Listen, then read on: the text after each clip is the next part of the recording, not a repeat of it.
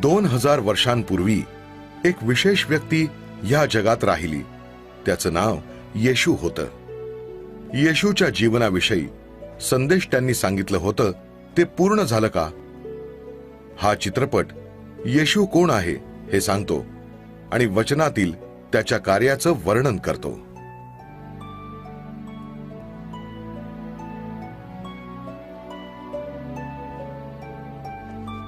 या चित्रपटात एक कलाकार येशूची भूमिका साकार करीत आहे. हे करण्यासाठी कोणीही योग्य नाही, परंतु हा चित्रपट यासाठी तयार करण्यात आला की लोकांना येशूबद्दल कळावं आणि त्याच्या जीवनापासून काही शिकावं आणि परमेश्वरानं ज्या आशीर्वादाबद्दल अभिवचन दिलं तो प्राप्त करावा.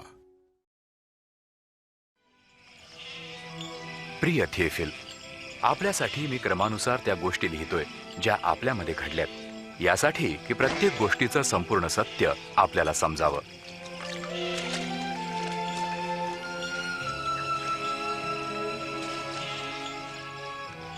ज्या काळी कैसर ऑगस्ट हा रोमचा सम्राट आणि महान हेरोद यहुदियाचा राजा होता, देवानं गॅब्रिएल देवदूताला नासरेत नगराच्या एका कुमारीकडे पाठवलं जिचं नाव मरिया होतं.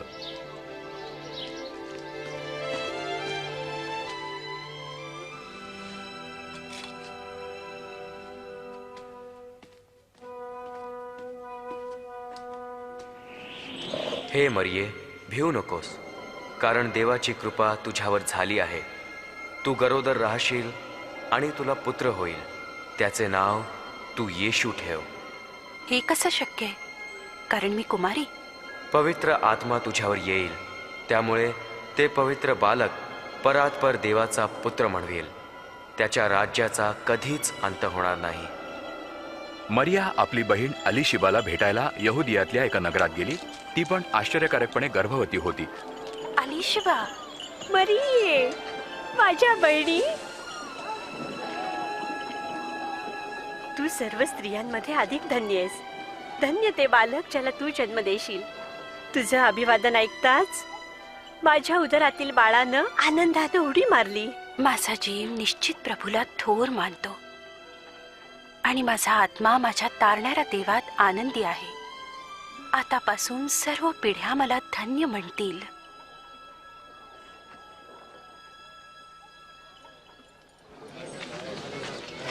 नासरेतचे सर्व लोक हो ऐका. अगस्तु कैसरनं हुकूम दिला आहे की गालिल आणि यहुदा प्रांताच्या सर्व लोकांची जनगणना व्हावी. म्हणून सर्व लोकांनी आपापल्या मूळ गावी जाऊन नाव नोंदणी करावी.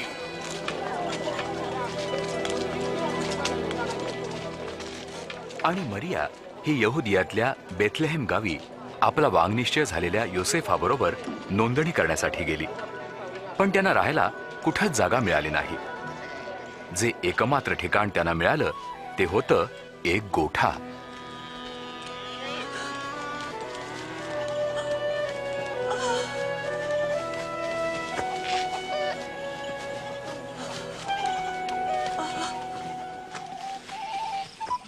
त्याच परिसरात काही मेंढपाळ रात्रीच्या वेळी आपले कळप राखत होते. तेव्हा देवाचा दूत त्यांच्याजवळ उभा राहिला आणि देवाच्या महिम्याचं तेज सभोवती पसरलं.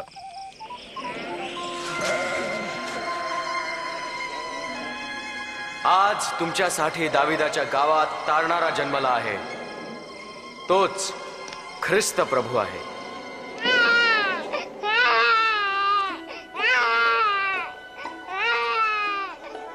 मेंढपाळ धावत धावत नवीन जन्मलेल्या गव्हाणीत निजलेल्या बालकाला पाहायला आले. तेच हे प्रथम लोक होते ज्यांनी कुमारे मातेद्वारा जन्मलेल्या तारकाचा शुभ संदेश जाहीर केला.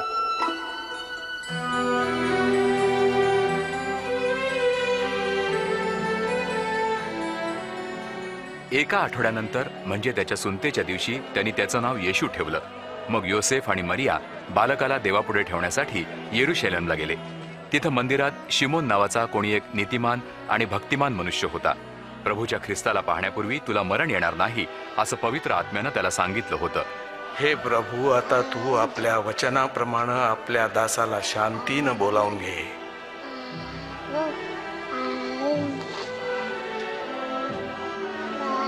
मी माझ्या डोळ्यांनी तुझे तारण पाहिले आहे. हे बालक देवा तू निवडलेले आहे.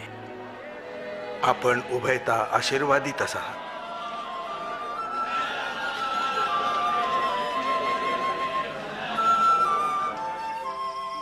मोशेच्या नियमशास्त्रानुसार सर्व काही विधी पूर्ण केल्यावर ते येरुशलेमहून आपल्या गावी नासरेथला परत आले. येशू 12 वर्षांचा झाल्यावर योसेफ आणि मरिया येशूला आपल्याबरोबर वलांडण सणासाठी येरुशलेमला घेऊन गेले. परतीच्या प्रवासात असताना येशू मागेच राहिला हे त्यांच्या लक्षात आलं नाही.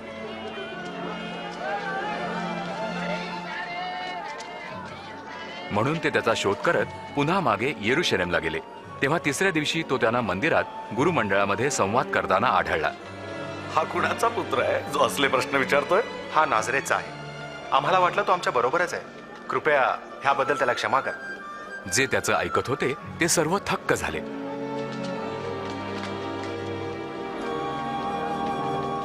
बाळ, तू आमच्याशी असा का वागलास? तुझे वडील आणि मी चिंतातूर होऊन तुला किती शोधत होतो. तुम्ही मला का शोधत होता?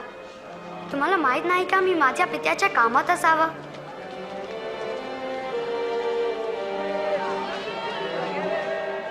नंतर तो आई वडिलांबरोबर नासरेथला गेला.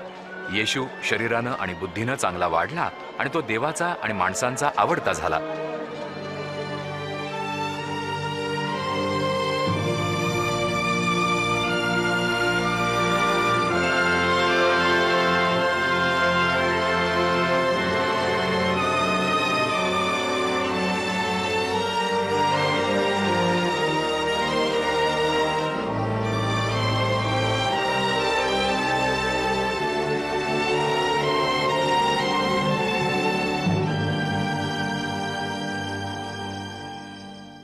सम्राट तिबियाच्या 15 वर्षांच्या राजवटीत जेव्हा पंत पिलात हा यहुदा प्रांताचा राज्यपाल आणि हेरोद गालिल प्रांताचा राजा आणि हन्ना आणि कैफा हे प्रमुख याजक होते,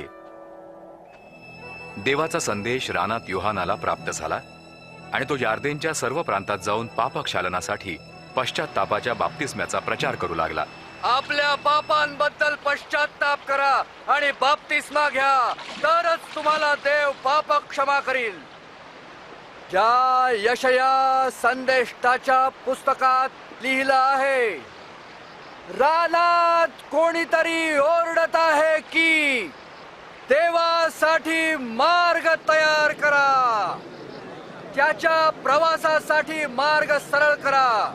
प्रत्येक खोर पूर्णपणे भरलं जावो, प्रत्येक डोंगर आणि टेकडी सपाट केली जावो, वाकडे तिकडे असलेले मार्ग सरळ करा आणि ओबड धोबड मार्ग नीट करा आणि संपूर्ण मनुष्य जाती देवाचं तारण पाहिल. आम्ही काय करावं? आम्ही काय अरे सापाच्या पिल्लांनो, आम्ही काय करावं अशी आपली इच्छा आहे.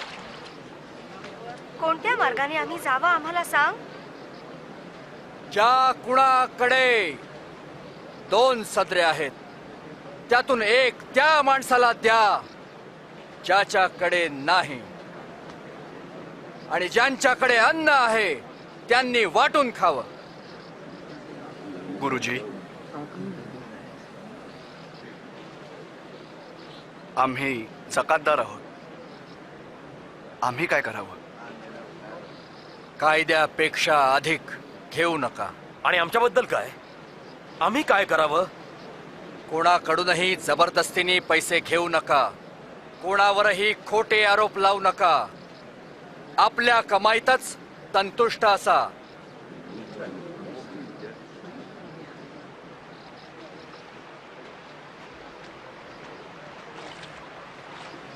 आम्हाला सांग, काय तूच ख्रिस्त आहेस?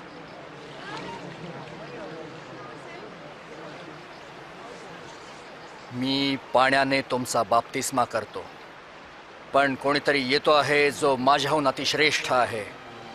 त्याच्या पायताणांचे बंद सोडवायला देखील मी योग्य नाही. तो तुमचा बाप्तिस्मा अग्नीनं आणि पवित्र आत्म्यानं करील.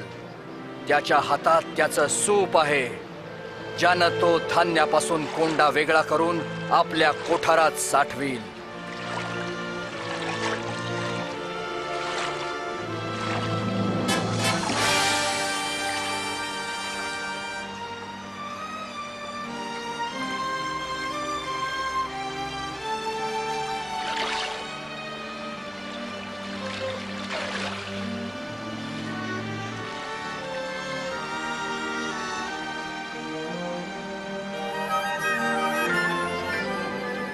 आणि पवित्र आत्मा देहरूपानं कबुतराप्रमाणे त्याच्यावर उतरला.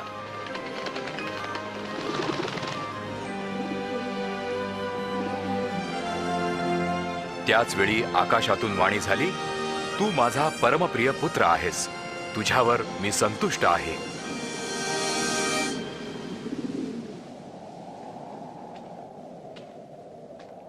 येशूनं आपल्या सेवेला आरंभ केला तेव्हा तो सुमारे 30 वर्षांचा होता.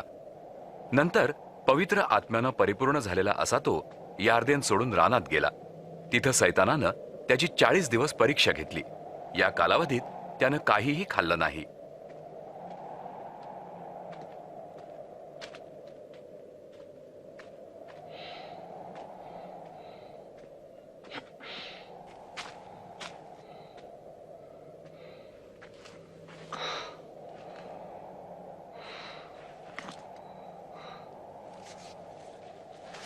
आणि सैतान त्याला म्हणाला, जर तू देवाचा पुत्र आहेस तर आज्ञा कर की हा धोंडा भाकर हो.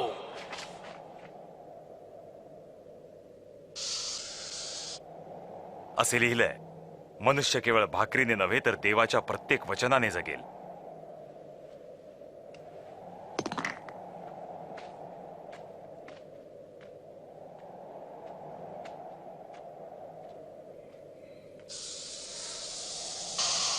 मग सैतानानं त्याला एका उंच ठिकाणी नेऊन जगातली सर्व राज्य एका क्षणात दाखवली. मी तुला ही सर्व वैभवशाली राज्य आणि अधिकार देईन. ती मला देण्यात आली आहेत आणि माझ्या मर्जीला येईल त्याला मी ते देऊ शकतो. जर तू माझी आराधना करशील तर हे सर्व तुझं होईल. लिहिलं आहे, प्रभू तुझा देव त्याची आराधना कर आणि त्याचीच सेवा कर.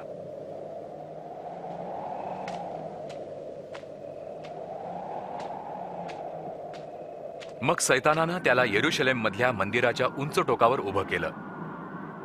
तू जर देवाचा पुत्र आहेस तर येथून खाली उडी टाक, कारण शास्त्रात लिहिलं आहे की तुझं रक्षण करण्यास देव आपल्या दूतांना आज्ञा देईल आणि तुझ्या पायांना इजा होऊ नये म्हणून ते तुला आपल्या हातावर झेलतील. शास्त्रात म्हटलंय, प्रभू तुझा देव त्याची परीक्षा पाहू नको.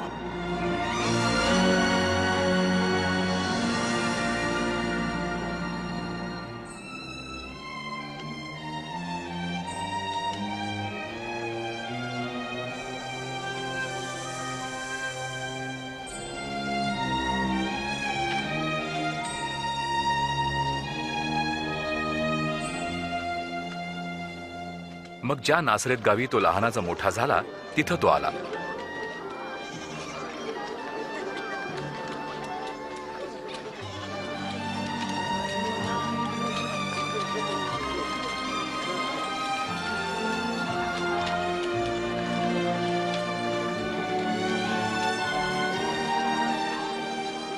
कशी आहेस? बरी आहे.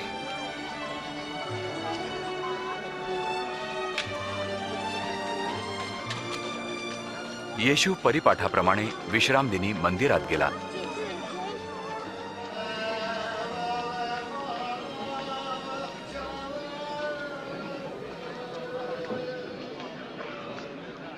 आणि त्याला यशया संदेष्ट्याच्या पुस्तकातले काही शास्त्रपाठ वाचायला सांगितले.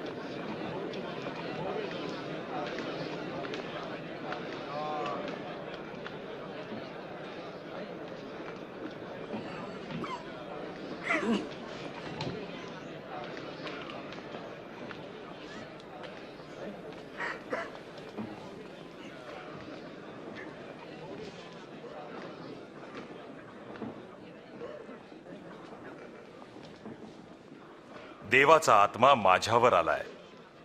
त्याने मला दीनास सुवार्ता सांगण्यासाठी निवडलाय. त्याने मला बंदिवानांची सुटका करण्यास आणि आंधळ्यांना दृष्टी देण्यास पाठवलंय. त्रासलेल्या लोकांना मुक्त करण्यासाठी आणि घोषित करण्यासाठी की देव आपल्या लोकांना तारील अशी वेळ आली आहे. तो चांगलं बोलतो.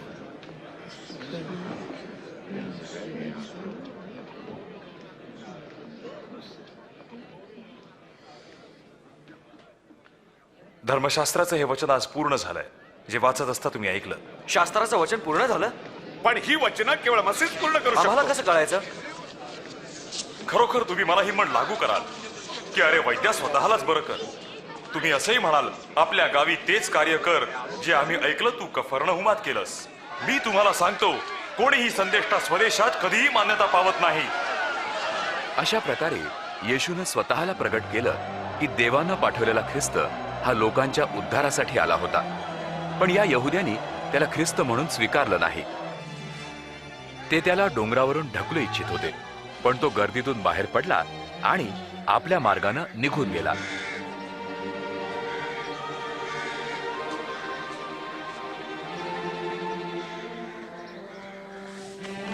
त्यानंतर गालिलातलं एक शहर कफरनहुमात आला.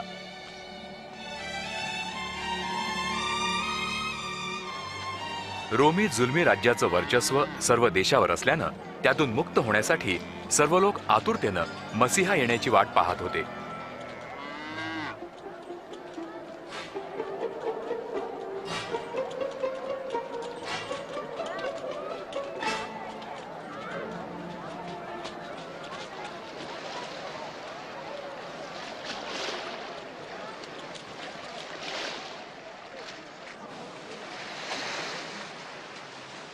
तुम्हाला शांती असो. तुम्हालाही गुरुजी. शिमोना, तुझ्या होडीत येऊ का? का नाही? तू आम्हाला सोडून तर जात नाही. आमच्याशी बोला, काही बोला. आमच्याशी काही बोल ना. येशूजी, आम्हाला उपदेश द्या.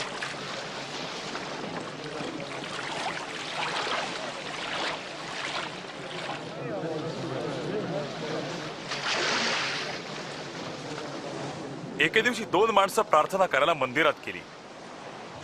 एक धर्मपुढारी आणि दुसरा जकातदार होता. धर्मपुढाऱ्यानं वेगळं उभं राहून अशी प्रार्थना केली, हे देवा, मी तुझे आभार मानतो की इतरांसारखा मी लालची, व्यभिचारी, बेईमानही नाही, आणि आभार मानतो की ह्या जकातदारासारखाही नाही. आठवड्यातनं 2दा उपवास करतो, माझ्या प्रत्येक कमाईचा दशांश तुला देतो. पण जकातदार दूर उभा राहून आणि आकाशाकडे वर न पाहता दुःखानं आपल्या छातीवर हात मारून घेत म्हणाला, हे देवा, माझ्यासारख्या पाप्यावर दया कर. मी तुम्हाला सांगतो, देवाच्या दृष्टीनं जकातदार नीतिमान ठरून घरी गेला, पण धर्मपुढारी नाही. कारण जो स्वतःला उंच करतो तो नमवला जाईल, आणि जो स्वतःला नमवतो तो उंचावला जाईल. आता होडी आणखी खोल पाण्यात ढकल आणि साथीदारांसह मासे पकडण्यासाठी जाळी सोड. हो गुरुजी, आम्ही रात्रभर कष्ट करून थकलो, पण काहीही मिळालं नाही. पण जर तुम्ही असं म्हणता तर मी पुन्हा जाळी टाकतो. याकोब, योहान,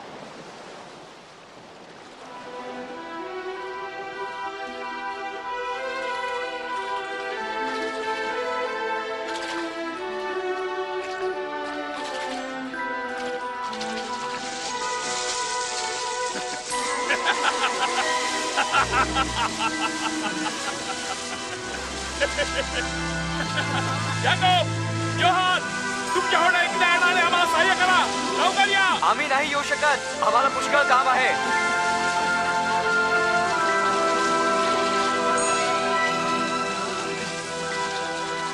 हे पुष्कळ आहे. एवढे मासे पुरे आहेत.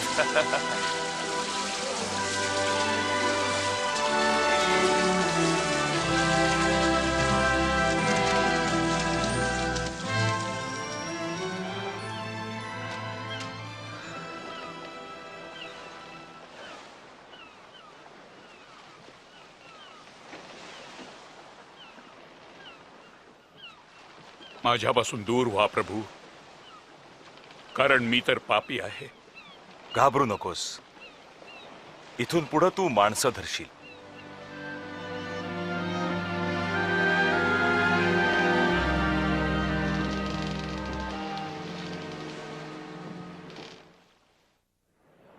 माझ्याकडे या आणि माझी वचनं ऐका. माझं ऐका म्हणजे तुम्हाला जीवन प्राप्त होईल. जोपर्यंत देव प्राप्त होऊ शकतो त्याला शोधा, जोपर्यंत तो जवळ आहे त्याला पुकारा. दुष्ट आपला मार्ग सोडो आणि अधर्मी आपले विचार, आणि तो प्रभूकडे येवो, म्हणजे तो त्यावर दया करील आणि पूर्णपणे क्षमा करील. तुम्ही आनंदात असाल आणि शांतीने जगाल. येशू येत आहे. तो इथेच आहे, पहा. येशू, येशू, कृपा करून माझ्या एकुलत्या एक मुलीला वाचवा. प्रभू दया करा. अहो ती फक्त 12 वर्षाची आहे आणि मरणास टेकली आहे. कृपया माझ्या बरोबर चला. याईर, मला दुःख आहे. येशू, तुमची मुलगी मरण पावली आहे. गुरुजींना त्रास देण्यात अर्थ नाही. भिवू नका. विश्वास मात्र धरा, म्हणजे ती बरी होईल.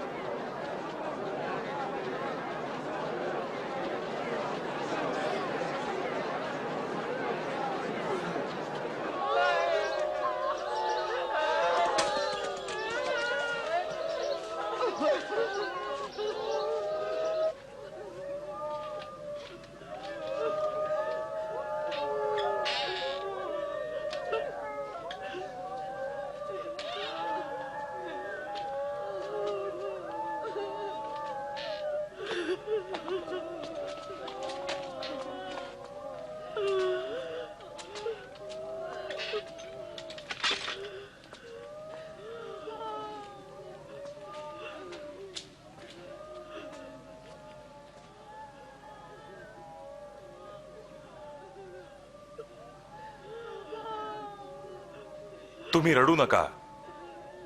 ती मेली नाहीये, फक्त झोपली आहे.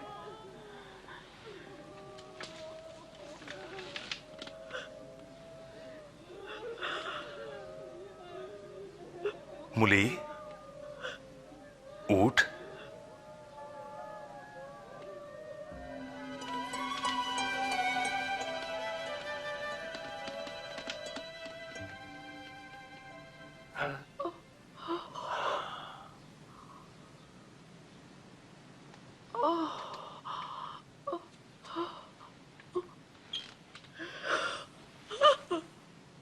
तिला काहीतरी खायला द्या.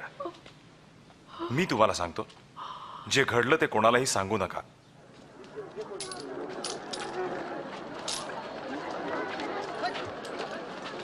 त्यानंतर त्यानं मत्तय लेवी नावाच्या जकातदाराला जकातीच्या नाक्यावर बसलेलं पाहिलं.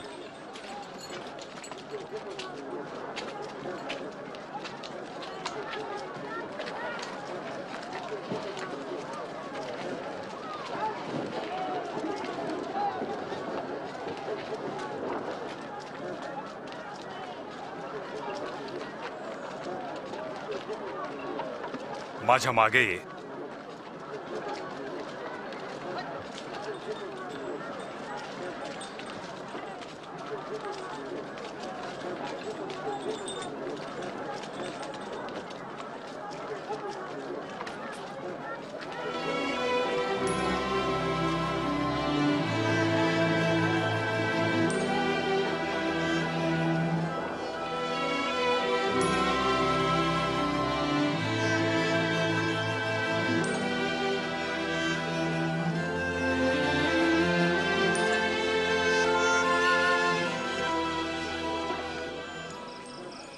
नंतर येशू प्रार्थना करण्यासाठी डोंगरावर गेला.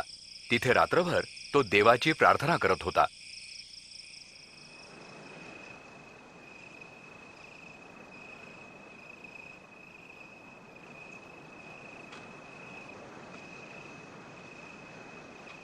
मग दिवस उगवल्यावर त्यानं 12 शिष्यांना बोलावलं आणि त्यांना प्रेषित पद दिलं.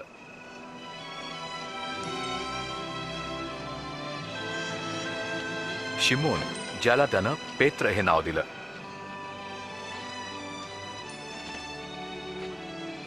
आणि त्याचा भाऊ अंद्रिया, याकोब,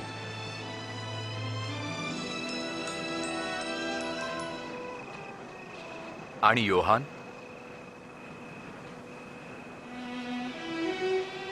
फिलिप,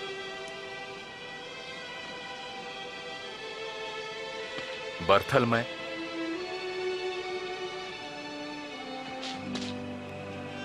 मत्तय,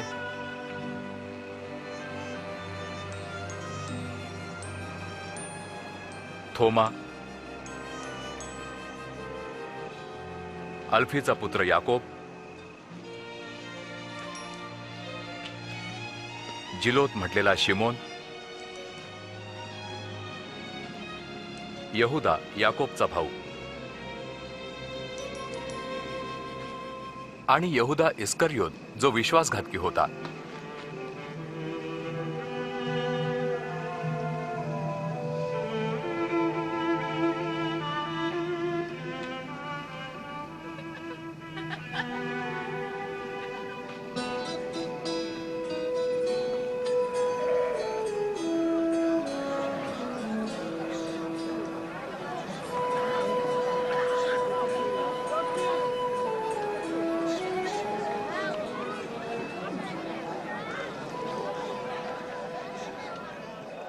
धन्य ते तुम्ही दीन, कारण देवाचे राज्य तुमचं आहे. धन्य ते तुम्ही भुकेलेले, कारण तुम्ही तृप्त व्हाल. धन्य ते तुम्ही रडणारे, कारण तुम्ही हसाल. लोक तुम्हाला धिक्कारतात, नाकारतात, अपमान करतात. मनुष्य पुत्रामुळे तुम्हाला वाईट म्हणतात, तेव्हा तुम्ही धन्य आहात. जेव्हा असं घडेल तेव्हा आनंद करा आणि नाचा गा. स्वर्गात तुमचं प्रतिफळ मोठं आहे.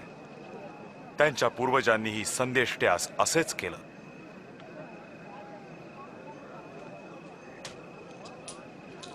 सोळा, 17, 18, 19, 20. माझ्याकडे एवढेच आहेत.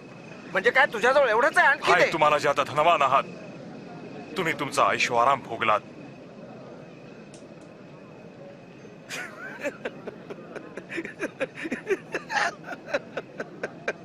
याला श्रीमंत व्हायला नको, हा वेळा तर नाही ना. हाय तुम्ही जे आता हसत आहात, तुम्ही शोक कराल आणि रडाल. हाय तुम्हाला जेव्हा सर्व लोक तुम्हाला चांगले म्हणतील. त्यांच्या पूर्वजांनीही खोट्या संदेश त्यास असंच म्हटलं. पण मी तुम्हा ऐकणाऱ्यांना सांगतो, वैऱ्यावर प्रीती करा, तुमचा द्वेष करणाऱ्यांचं बरं करा, शाप देणाऱ्यांना आशीर्वाद द्या, गैरवर्तन करणाऱ्यांसाठी प्रार्थना करा.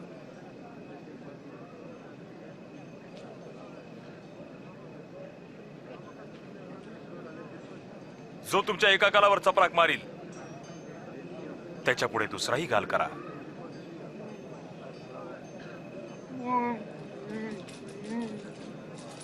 जर कोणी तुझा कोट हिरावून घेतो, त्याला तुझा सदराही दे. जो कोणी तुझ्यापाशी मागतो त्याला दे, आणि जो कोणी तुझी वस्तू हिरावून घेतो त्याच्यापाशी ती परत मागू नकोस. इतरांशी तसंच वागा जसं तुम्ही आपल्यासाठी इच्छिता.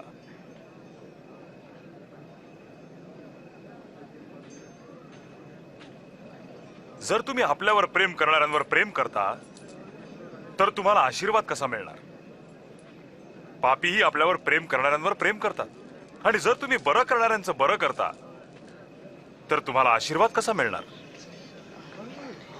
पापीही असंच करतात. तिला कसा काय स्पर्श केला? तो तिच्याशी असं बोलू कसं शकतो? लाजीरवाणा.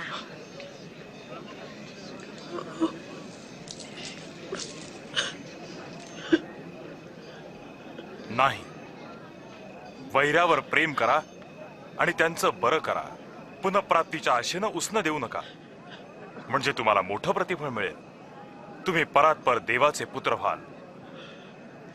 तो कृतज्ञ आणि दुर्जन दोघांवरही उपकार करतो. दयाळू असा, जसा स्वर्गातला पिता दयाळू आहे.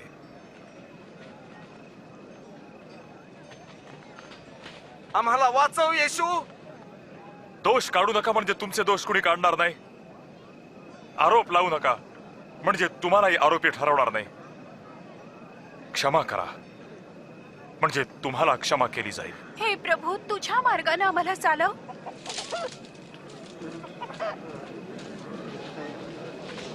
द्या, म्हणजे तुम्हाला दिलं जाईल. ज्या मापानं देता त्याच मापानं परत मिळेल.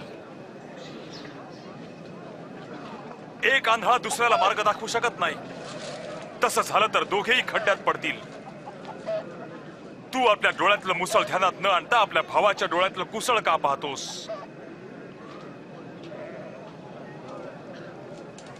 गुरुजी, आम्हाला वाट दाखवा. आम्हाला तुझी गरज आहे प्रभू. धन्य ती माता जिने तुला जन्म दिला, प्रतिपाळ केला. परंतु धन्य ते जे देवाचं वचन ऐकतात आणि पाळतात. मला या माणसाला जाणून घ्यायचंय. तुम्हाला असं वाटतं का की तो मसीह आहे?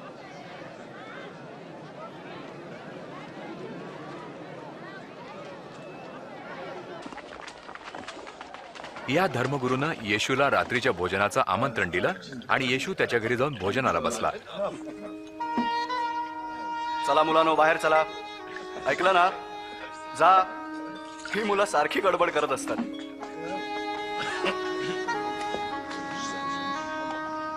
ही इथे काय करते? मला माहित नाही.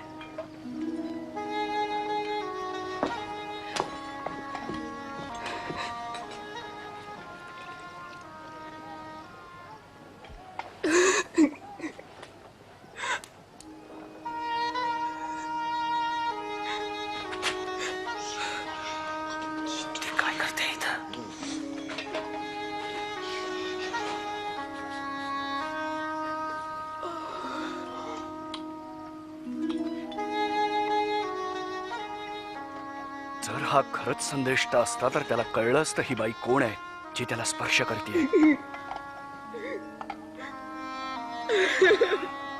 त्यानं जाणलं असतं ती किती पापी जीवन जगतीये.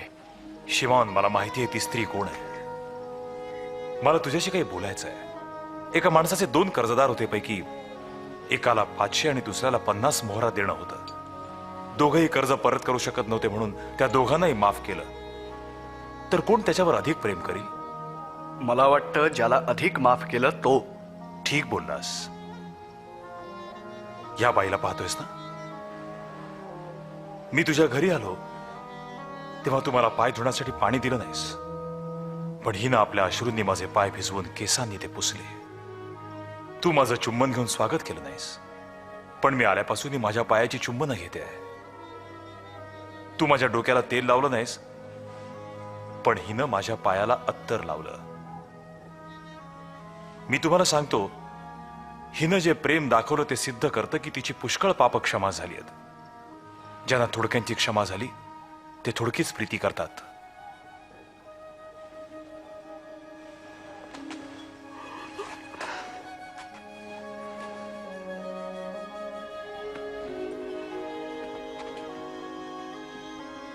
तुझ्या पापांची क्षमा झाली. तुझ्या विश्वासानं तारलं, शांतीने जा.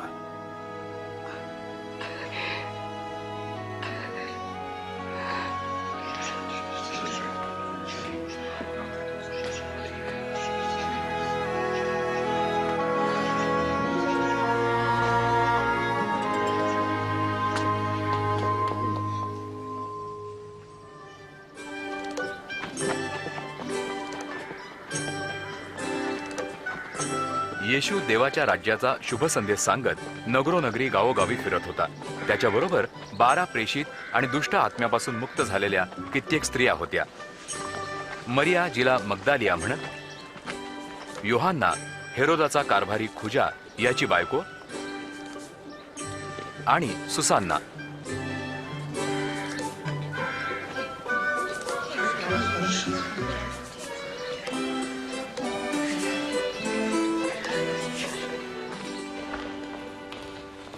रोमी राज्याद्वारे नियुक्त गालिली शासक हेरोदानं आपल्या भावजईशी विवाह केला होता. योहान बाप्तिस्मा करणाऱ्यानं जेव्हा यावर दोष लावला तेव्हा त्याला बंदीगृहात टाकलं. पोल, आम्ही नाईन गावाच्या वेशीजवळ पोचताच लोक एक मृत मनुष्याला बाहेर नेत होते. तो एका विधवेचा एकुलता एक पुत्र होता. जेव्हा येशूनं तिला पाहिलं तेव्हा त्याचं अंतःकरण कळवळलं आणि त्याने तिरडीला स्पर्श करून म्हटलं, मुला, मी तुला सांगतो, उठ. तेव्हा तो मृत मुलगा उठून बसला आणि येशूनं त्याला त्याच्या आईच्या हवाली केलं. त्याला विचार की योहाननं म्हटलं जो येणार आहे तो तूच आहेस की आम्ही दुसऱ्याची वाट पाहावी.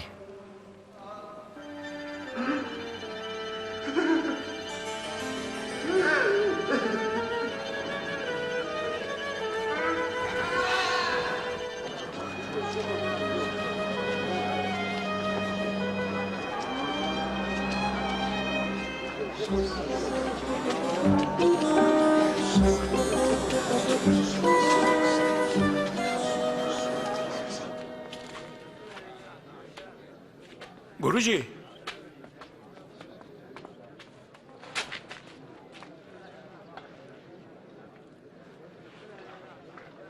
गुरुजी, बाप्तिस्मा करणाऱ्या योहानानं विचारण्यास पाठवलं की तू तोच आहेस जो येणार आहे की आम्ही आणखीन कोणाची वाट पाहायला हवी. तुम्ही जे पाहिलं आणि ऐकलं ते योहानाला जाऊन सांगा. आंधळे पाहू लागतात, लंगडे चालू लागतात. जे माझ्याविषयी शंका घेत नाहीत ते धन्य आहेत.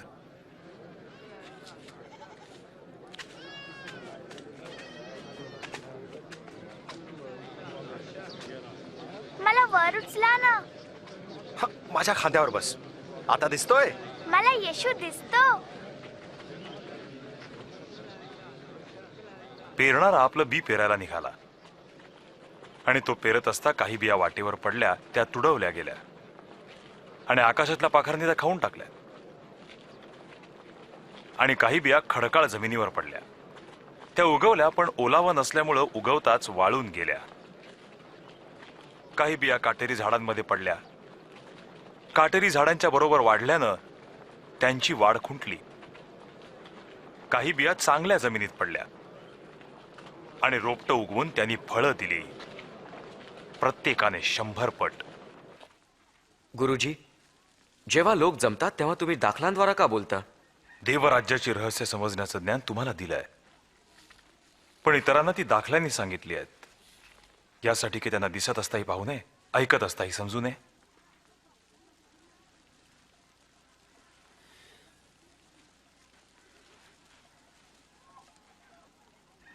या दाखल्याचा अर्थ असा आहे,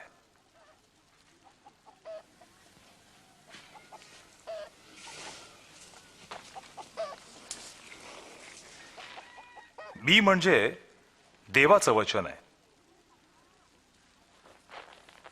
वाटेवर पडलेलं बीज त्यांना दाखवतात जे ऐकतात खरे, पण सैतान येऊन अंतःकरणातून वचन काढून घेतो, यासाठी की विश्वास ठेवणे त्यांचं तारण होऊ नये. खडकावर पडलेलं बी त्यांना दाखवतात जे वचन ऐकून आनंदाने स्वीकारतात खरे, पण मूळ नसल्यामुळं केवळ काही काळ विश्वास करतात आणि परीक्षेची वेळ येताच ते गळून पडतात. काटेरी झाडामध्ये पडलेलं बी त्यांना दर्शवतात जे ऐकतात, पण संसाराच्या चिंता, धन आणि विषय सुखानं घेरल्यानं वाढ खुंटते आणि ते कधीच परिपक्व होत नाहीत.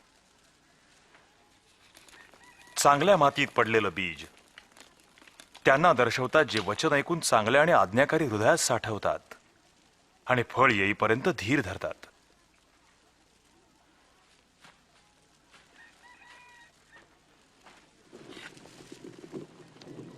कोणी दिवा लावून तो भांड्याखाली ठेवत नाही की पलंगाखाली नाही, तर तो दिवटणीवर ठेवतात, यासाठी की आत येणाऱ्याला उजेड दिसावा. जे झाकून ठेवलंय ते प्रकट होणार आहे आणि जे गुप्त ठेवलंय ते प्रकाशात आणलं जाईल. तुम्ही कसे ऐकता याविषयी जपून राहा. ज्याच्या जवळ आहे त्याला अधिक दिलं जाईल आणि ज्याच्या जवळ नाही त्याचं जे आहे म्हणून त्याला वाटतं ते देखील त्याच्यापासून काढून घेतलं जाईल. गुरुजी, आपली आई आणि भाऊ आपली बाहेर वाट पाहतायत आपल्याला भेटण्यासाठी. माझी आई आणि भाऊ तेच जे देवाचं वचन ऐकतात आणि पाळतात.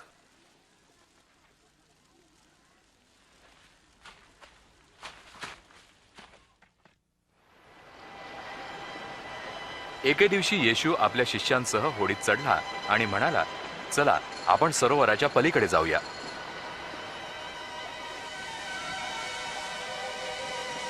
जेव्हा शिष्य होडी हाकत होते तेव्हा येशू झोपी गेला.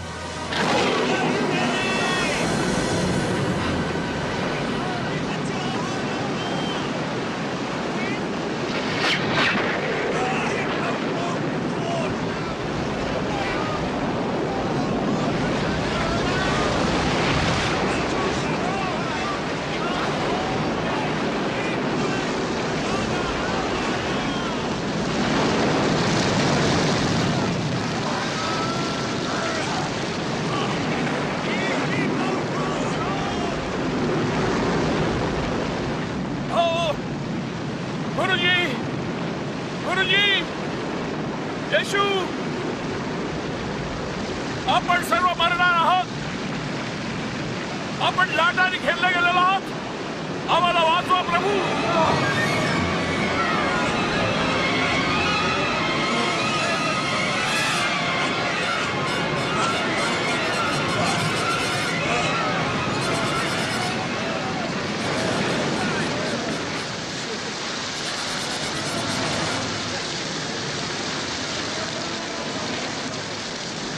आपण नक्कीच वाचणार.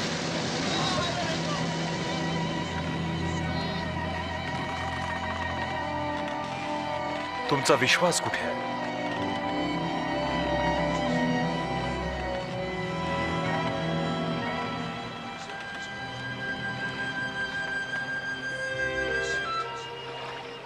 मग ते गालिलच्या समोरच्या गर्सेकरांच्या प्रदेशात येऊन पोहोचले.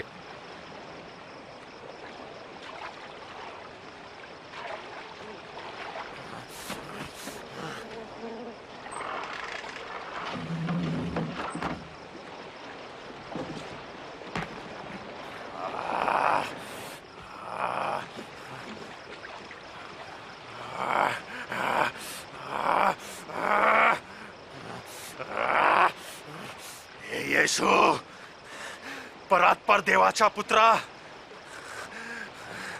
काय हवाय तुला माझ्याकडून? मी तुला सांगतो, मला पिढा देऊ नकोस. काय आहे तुझं नाव?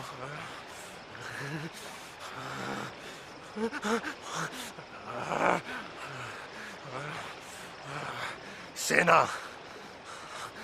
प्रभूजी दया करा, आम्हाला त्या नरकात जाण्याची आज्ञा करू नका. आम्हाला त्या कळपात जाऊ द्या, त्या डुकरांच्या.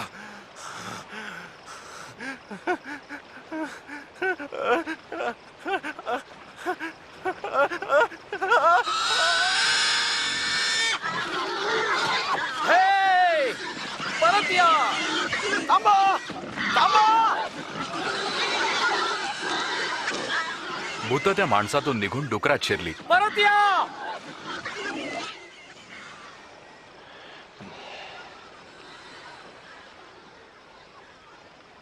इथून दूर निघून जा.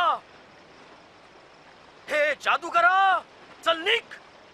इथून दूर निघून जा. चालता हो, जा चालता हो. तुम्ही जिथे जाल तिथे मीही येईन. मलाही तुमच्या बरोबर येऊ द्या. घरी परत जा. देवानं तुझ्यासाठी जे केलं ते सांग.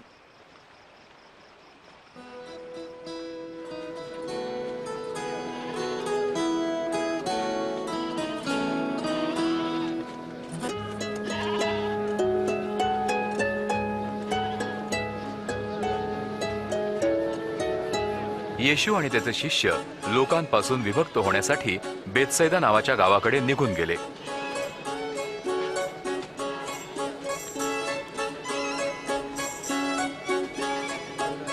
लोकांना हे समजताच ते त्यांच्या मागे गेले.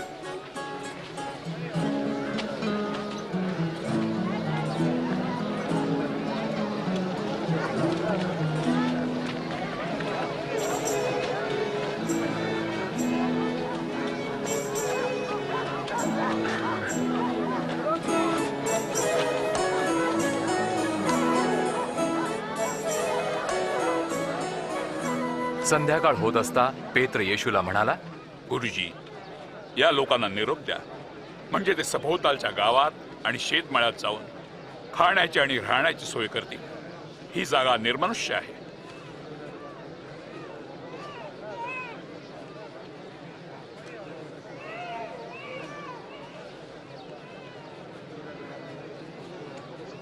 तुम्हीच त्यांना खायला काहीतरी द्या.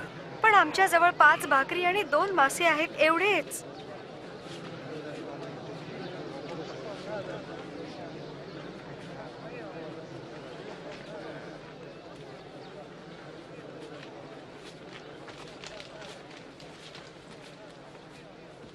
धन्य हो तू हे प्रभू आमच्या देवा, सृष्टीच्या राजा, जो या पृथ्वीतून अन्न उगवतोस.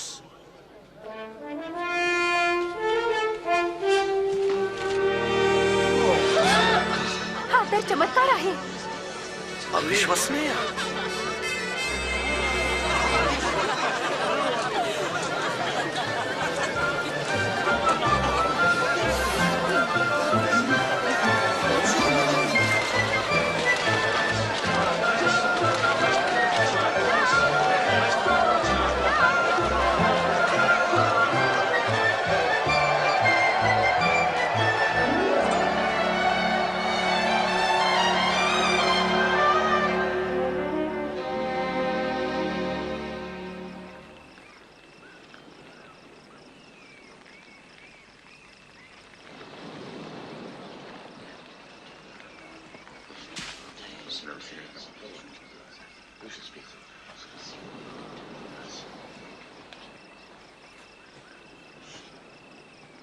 लोक माझ्याविषयी काय म्हणतात? काही जण तुला बाप्तिस्मा करणारा योहान म्हणतात, तर इतर आपल्याला एलिया म्हणतात, आणि काही जण म्हणतात की प्राचीन संदेष्टापैकी एक पुन्हा जिवंत झाला आहे. आता तुम्ही सांगा, तुम्ही माझ्याविषयी काय म्हणता?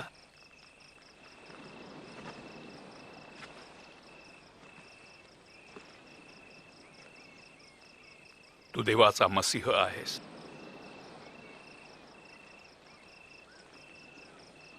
तुम्ही हे कोणाला सांगू नका. मनुष्याचा पुत्र पुष्कळ दुःख सोसून नाकारला जाईल, त्याला मारण्यात येईल, पण तिसरे दिवशी तो पुन्हा जिवंत होईल.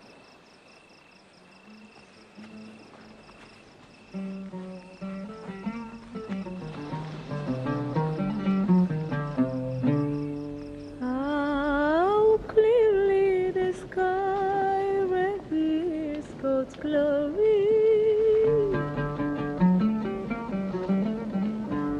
Each day announces it to the following day. Each night repeats it to the next.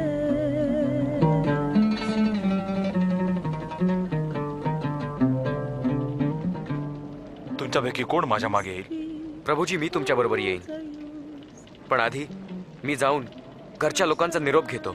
जो कोणी नांगराला हात घातल्यावर मागे पाहत राहतो तो देवाच्या राज्याला लायक नाही. जो कोणी माझ्या मागे येऊ इच्छितो त्यानं आत्मत्याग करावा आणि रोज स्वतःचा वधस्तंभ घेऊन माझ्या मागे यावं. जो कोणी आपला जीव वाचू पाहतो तो त्याला मुकेल, पण जो कोणी माझ्यासाठी आपल्या जीवाला मुकेल तो त्याला वाचवेल. मनुष्यानं सर्व जग मिळवलं आणि स्वतःच्या आत्म्याचा नाश करून घेतला तर काय लाभ? जर कोणी माझी आणि माझ्या शिक्षणाची लाज धरतो तर मनुष्याचा पुत्रही त्याची लाज धरील जेव्हा तो आपल्या पिता आणि पवित्र दूतांच्या गौरवासह येईल.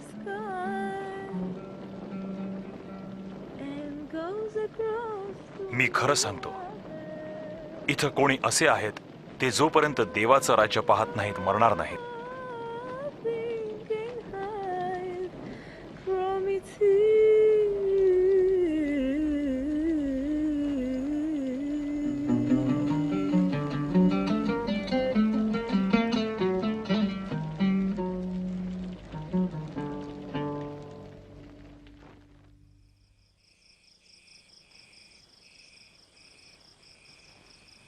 नंतर येशू पेत्र, योहान आणि याकोब यांना बरोबर घेऊन प्रार्थना करायला डोंगरावर गेला.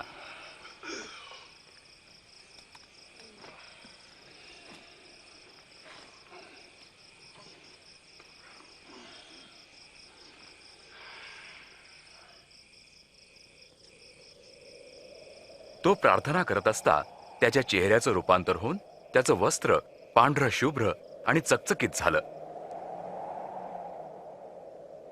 अचानक दोन माणसं त्याच्याशी बोलताना दिसली.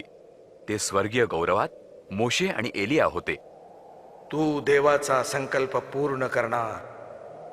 तुझा मृत्यू यरुशलेम मध्ये होईल.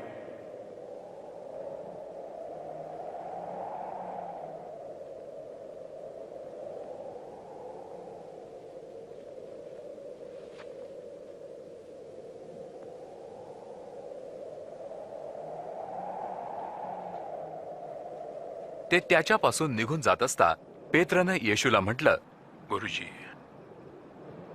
आपण इथे आहात ते किती चांगलं आहे. आता आम्ही 3 मंडप करतो. एक आपल्यासाठी, पेत्र हे बोलत असता एक मोशेसाठी, एका ढगानं येऊन आच्छादन केलं आणि एक एलियासाठी. शिष्य घाबरले आणि ढगातून आवाज आला, हा माझा पुत्र आहे जो निवडलेला आहे, त्याचं ऐका.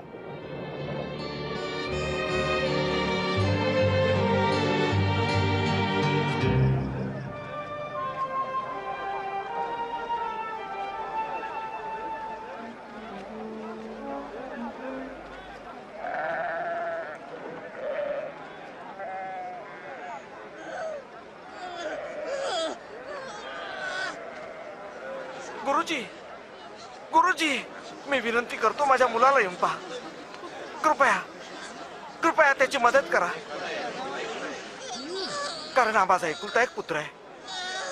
मी आपल्या शिष्यांना दुरात्मा काढण्याची विनंती केली पण त्यांना नाही जमला. अहो अविश्वासू आणि कुटीर पिढीचे लोक, कुठवर मी तुम्हाबरोबर राहू आणि सोसू?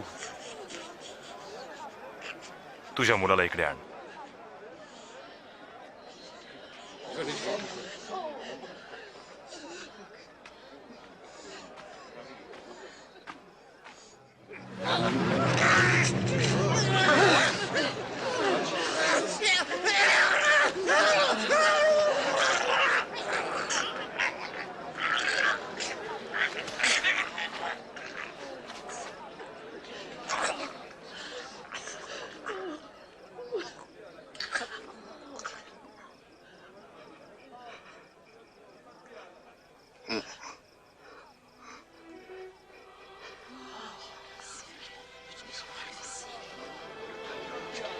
पहा,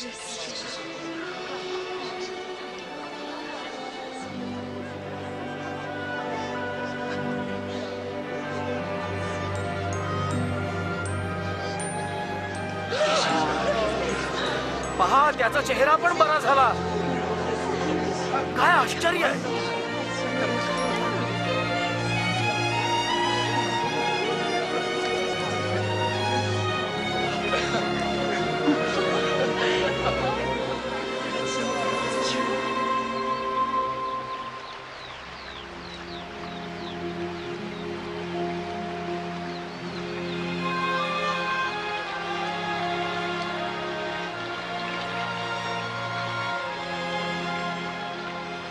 आम्हाला प्रार्थना करायला शिकवा, जशी योहानाने आपल्या शिष्यांना शिकवली. प्रार्थना ह्या प्रकारे करा. हे आमच्या स्वर्गातील पित्या, तुझं नाव पवित्र मानलं जावं. तुझं राज्य येवो, जसं स्वर्गात तसे पृथ्वीवरही तुझ्या इच्छेप्रमाणे हो. आमची रोजची भाकर आम्हाला दे. आम्हाला आमच्या पापांची क्षमा कर, कारण आम्ही आपल्या प्रत्येक ऋणाला क्षमा करतो. आणि आम्हाला परीक्षेत आणू नकोस, तर आम्हाला वाईटापासून सांभाळ.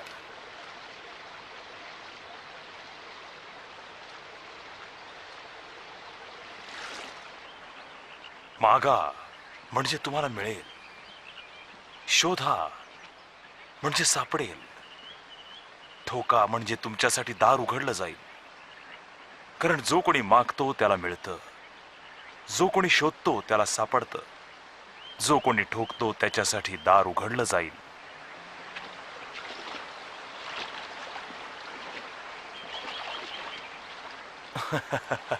तुमच्यापैकी असा कोण बाप आहे जो आपल्या मुलाने मासा मागितला असता साप देईल, किंवा अंड मागितलं असता विंचू देईल?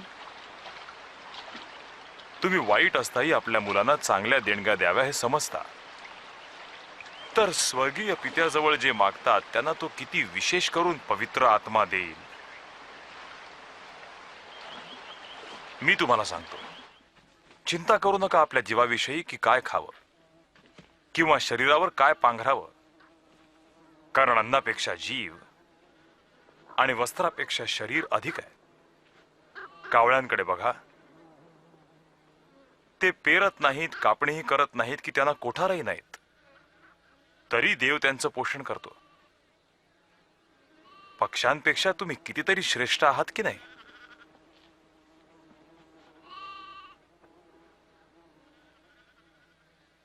चिंता करून तुमच्यातला कोण आपल्या आयुष्याचे दिवस वाढवू शकतो? जर तुम्ही एवढी लहान गोष्ट करू शकत नाही, तर इतर चिंता कशाला करता? या फुलांचा विचार करा, कशी वाढतात, कष्ट करत नाहीत, कातत नाहीत, तरी सलमान राजा देखील आपल्या सर्व वैभवात त्यातल्या एकासारखाही सजला नव्हता. जर देव जे गवत आज रानात आहे आणि उद्या भट्टीत टाकलं जाते त्याला असा पोशाख घालतो, तो तुम्हाला किती विशेष करून पोशाख घालील? बोला अल्पविश्वासी हो. आमचा विश्वास वाढवा. तुमच्यामध्ये मोहरीच्या दाण्याएवढा जरी विश्वास असता आणि या झाडाला म्हणाला असतात की मुळासकट उपटून समुद्रात जा आणि उगव, तर त्याने तुमचं ऐकलं असतं.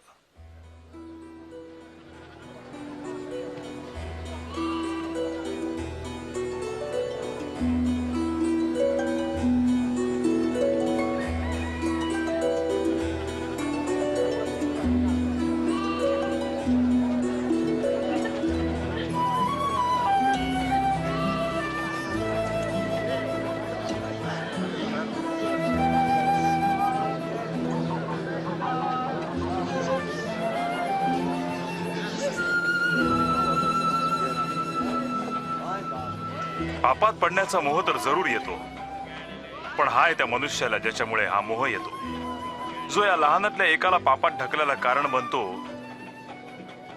त्याला त्याच्या गळ्यात जात्याची तळी बांधून समुद्रात टाकावं हे योग्य. देवाचं राज्य कशासारखं आहे ते असं आहे, एक मनुष्य मोहरीचा दाणा घेऊन आपल्या शेतात पेरतो, तो वाढून त्याचं झाड होतं आणि आकाशातली पाखरं त्याच्या फांद्यात राहू लागतात. तो काय बोलतो ते मला समजत नाही. अहो, तुम्ही जकातदार आणि इतर पापी लोकांबरोबर का खाता आणि पिता? निरोग्याला वैद्याची गरज नसते तर केवळ रोग्याला असते. मी नीतिमानांना पश्चात्तापासाठी बोलवायला आलो नाहीये, तर पाप्यांसाठी आलो आहे.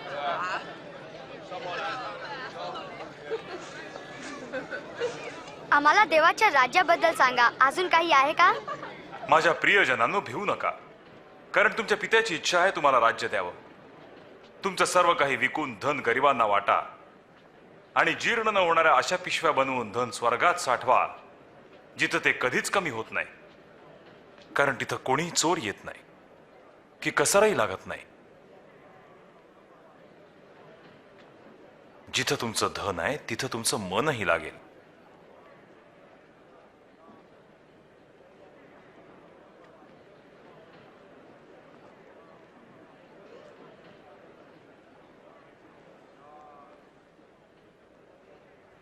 बाई, तू आपल्या रोगापासून मुक्त झाली आहेस.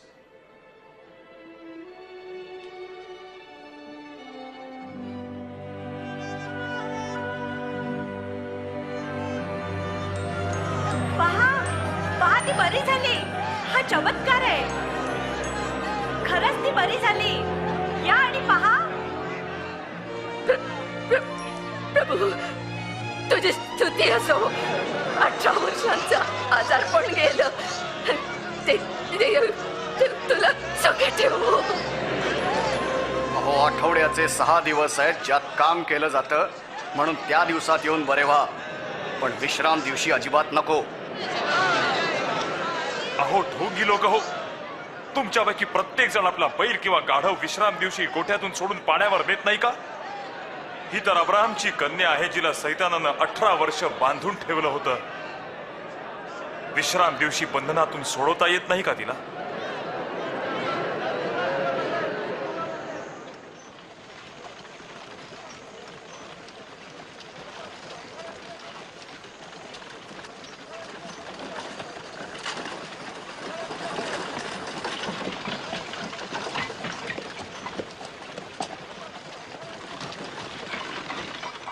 अहो श्रेष्ठ गुरुजी, अनंत जीवन प्राप्तीसाठी मी काय केलं पाहिजे? तू मला श्रेष्ठ का म्हणतोस? देवा वाचून कोणीही श्रेष्ठ नाही. तुला आज्ञा तर माहित आहेत. व्यभिचार करू नकोस, खून करू नकोस, कोणावरही खोटे आरोप ठेवू नकोस, आपल्या आईबापांचा सन्मान कर. मी तर लहानपणापासून या सर्व आज्ञा पाळीत आलो आहे. अद्यापही तुला एक गोष्ट करणं जरुरी आहे. तुझं असेल नसेल ते विकून गोरगरिबांना वाटून टाक, म्हणजे स्वर्गात तुला संपत्ती मिळेल आणि मग माझ्या मागे ये. परंतु आम्ही तर व्यापारी आहोत, धनवान. धनवानाला देवाच्या राज्यात प्रवेश मिळणं किती कठीण आहे. धनवानाला देवाच्या राज्यात प्रवेश करणं ह्यापेक्षा उंटाने सुईच्या निड्यातून जाणं सोपं आहे. तर मग कुणाचा उद्धार होणं शक्य आहे? मनुष्याला जे अशक्य आहे ते देवाला शक्य आहे. देवाचं हे राज्य निश्चित कोणत्या ठिकाणी असेल? देवाचं राज्य दृश्य रूपात कधी येत नाही. असं कोणी म्हणणार नाही, पहा ते इथं आहे किंवा तिथं आहे, कारण देवाचं राज्य तुमच्या मध्ये आहे. वेळ येईल तुम्ही मनुष्यपुत्राच्या दिवसांपैकी एक दिवस पाहण्याची इच्छा कराल, पण तो दिसणार नाही. वीज आकाशाच्या एका टोकाला चमकून दुसऱ्या टोकापर्यंत प्रकाशते, तसा मनुष्यपुत्र त्याच्या दिवशी प्रकट होईल. प्रथम तो फार दुःख भोगेल आणि ह्या पिढीपासून नाकारला जाईल.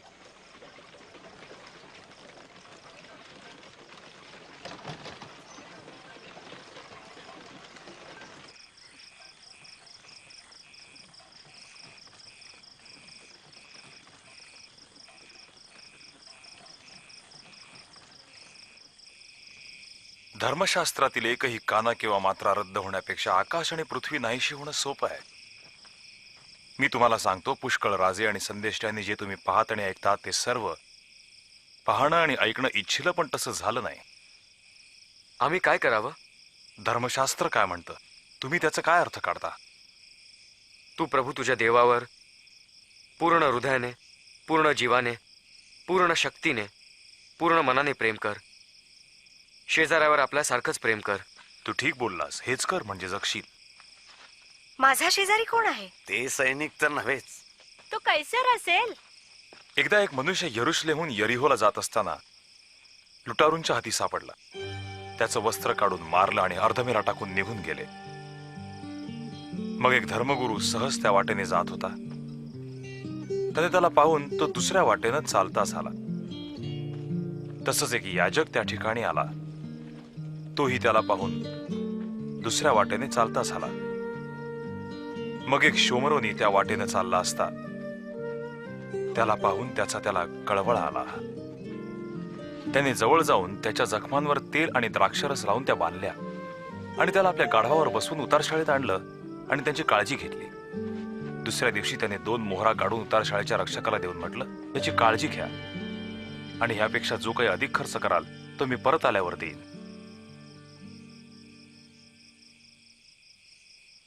तर या तिघांपैकी कोणी त्या मनुष्याबाबत शेजार धर्म निभावला? ज्यानं दया केली तो. तर तूही तसंच कर.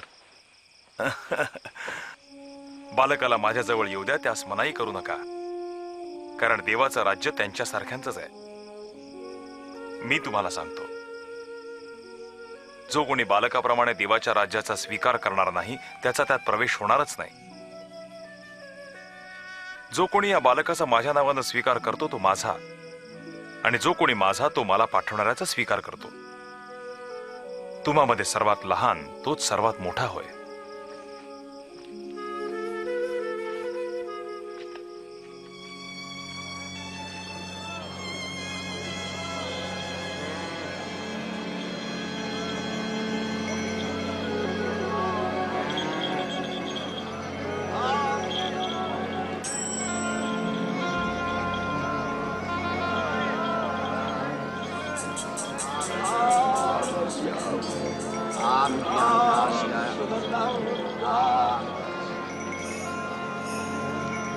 अहो काय चाललंय? काय आवाज आहे? नासरेतचा येशू इथून जात आहे.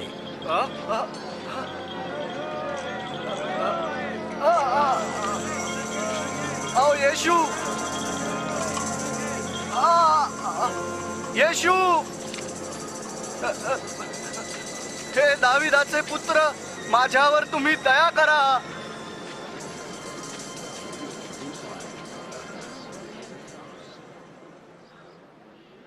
तुझ्यासाठी मी काय करू? मला परत दृष्टी पाहिजे.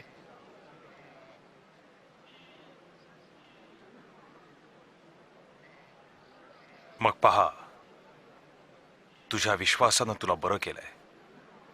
मी पाहू शकतो. मला दिसू लागलं. मला दिसू लागलं.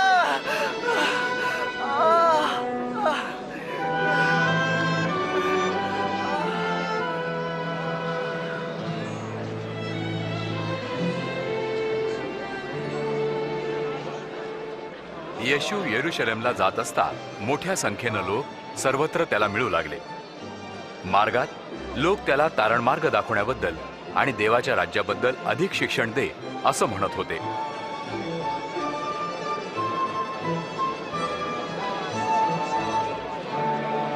खरोखर हा मनुष्य संदेष्ट आहे. माझ्या प्रभू, माझ्या देवा, मला तार.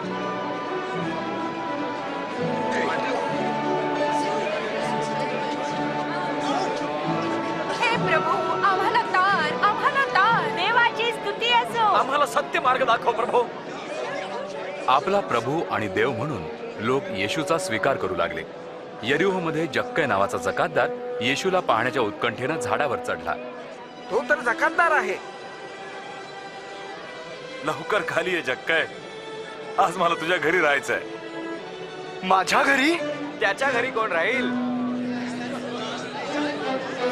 जक्काय कसं बरं येशूला ओळखतो?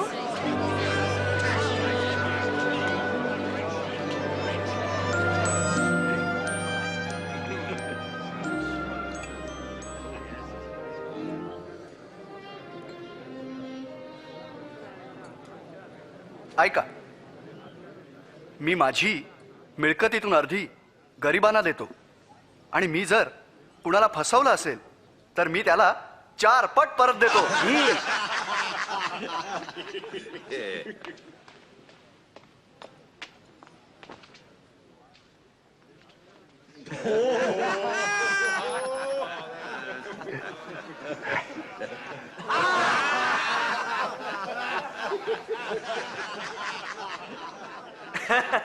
माझा विश्वास बसत नाही. एक जकातदार पैसे परत देतो, अशक्य.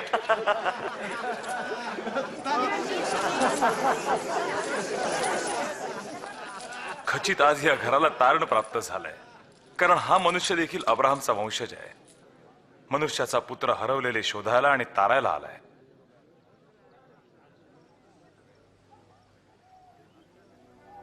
ऐका, आपण येरुशलेमला जात आहोत, जिथं मनुष्याच्या पुत्राविषयी संदेष्टांचा प्रत्येक लेख पूर्ण होणार आहे. त्याला परराष्ट्रीयांच्या हाती देण्यात येईल. ते त्याची थट्टा करतील, विटंबना करून त्याच्यावर थुंकतील, ते त्याला फटके मारतील आणि जीवे मारतील. पण तिसऱ्या दिवशी तो जिवंत उठेल. येशूनं दृढ निश्चय करून येरुशलेमचा रस्ता धरला. तो हे जाणून होता की मानव जातीच्या पापांसाठी तो मारला जाईल, आणि तरीही तो पुढे पुढे जात होता. पुष्कळ लोकांनी त्याच्या येण्याबद्दल आनंद व्यक्त केला आणि त्याला आपला राजा घोषित केलं.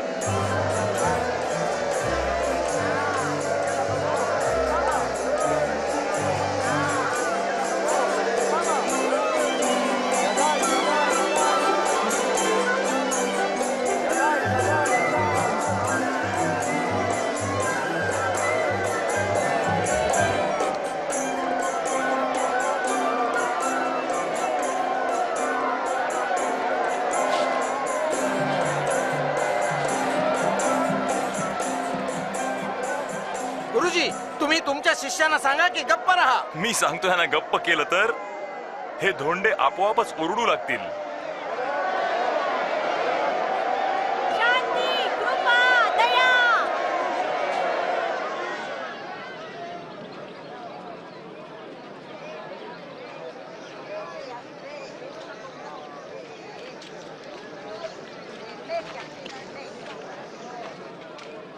येशू येरुशलेमजवळ आला असता त्याकडे पाहून त्याला रडू आलं.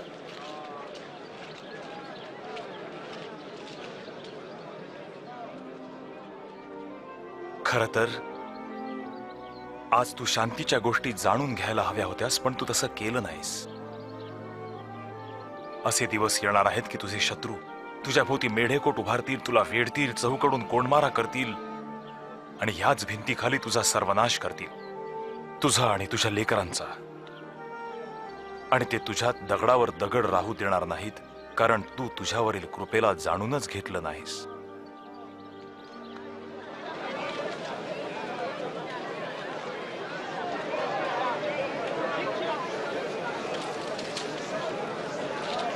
येरुशलेम मधलं पवित्र मंदिर भक्तिस्थानाऐवजी बाजारपेठ झालं होतं.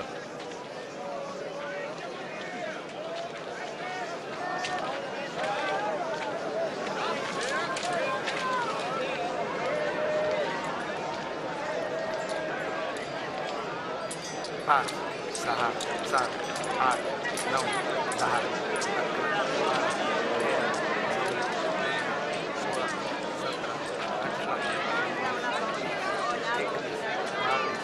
23, 24, 25.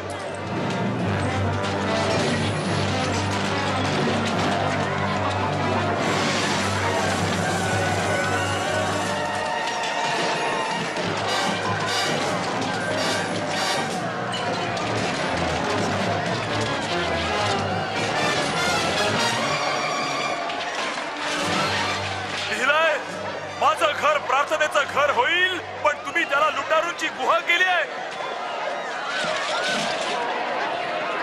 तो माझा कळप हाकलतोय, त्याला थांबवा, थांबवा त्याला.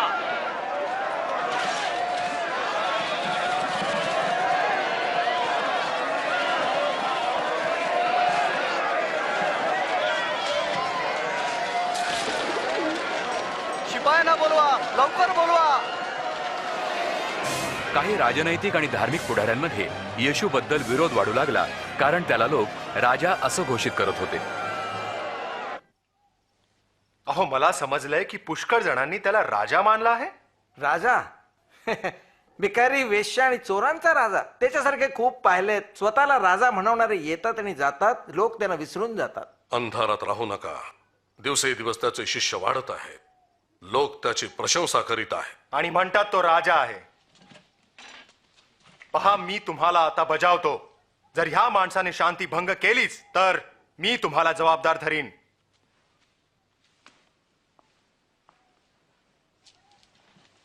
कदाचित ते खरं आहे. हाताखालीला अशी झुंज द्यावीच लागेल. येशूनं आपल्या शिक्षणाद्वारा धर्मगुरूंच्या ढोंगी गटाला उघडकीला आणलं. त्यामुळे यहुद्यातून येशूचे शिष्य वाढू लागले.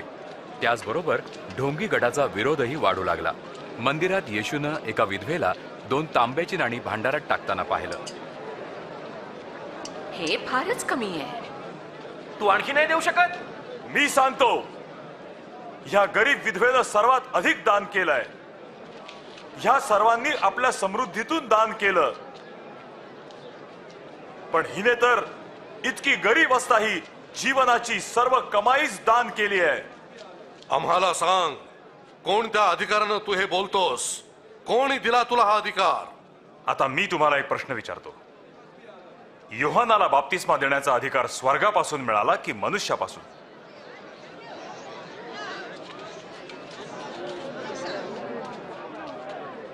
आम्ही काय म्हणावं? जर आपण देवापासून म्हटलं तर तो म्हणेल, योहानावर का विश्वास ठेवला नाही? आणि मनुष्यांपासून म्हणावं तर सर्व लोक आम्हाला दगड मारतील. ते सर्व मानत होते की योहान एक संदेष्टा होता. आम्ही याविषयी तर जाणतच नाही. तर कोणाच्या अधिकारानं ह्या गोष्टी करतो ते मी सांगणार नाही.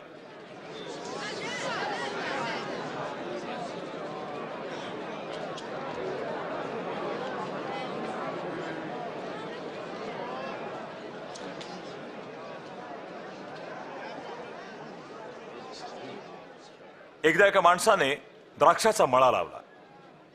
तो मळेकरांना सोपवून काही वर्षाकरता दूर देशी गेला.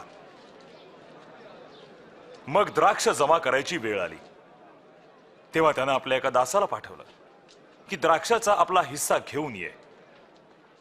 पण मळेकरांनी त्याला मारून रिकाम्या हाती पाठवून दिलं. म्हणून त्यांनी दुसऱ्या दासाला पाठवलं. पण मळेकरांनी त्यालाही मारून त्याचा अपमान करून त्याला रिकाम्या हाती पाठवलं. पुन्हा धन्याने तिसऱ्या दासाला पाठवलं. मळेकरांनी त्याला मारहाण करून बाहेर टाकून दिलं. तेव्हा द्राक्ष मळ्याचा धनी स्वतःशी म्हणाला, मी काय करावं?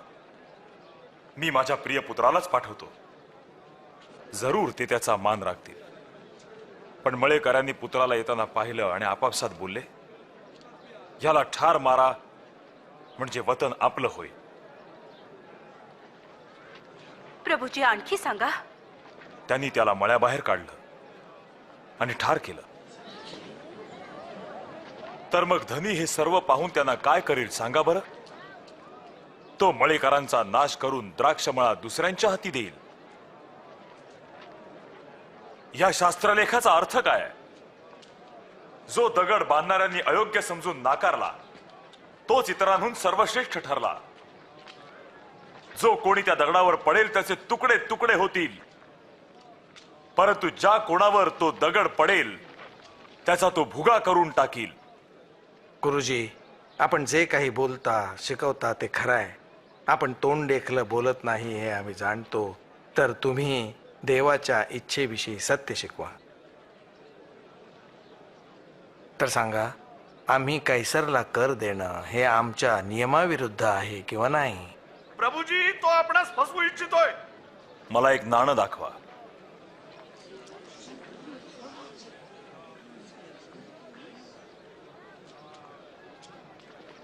यावरील मुखवटा आणि लेख कोणाचा आहे?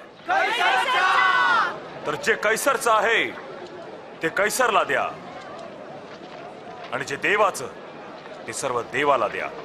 तर तुमचं उत्तर काय?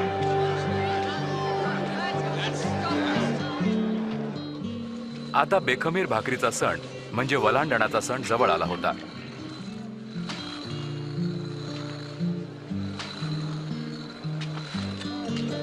आणि येशूनं शिमोन, पेत्र आणि योहान यांना वलांडणाच्या भोजनाच्या तयारीसाठी पुढे पाठवलं.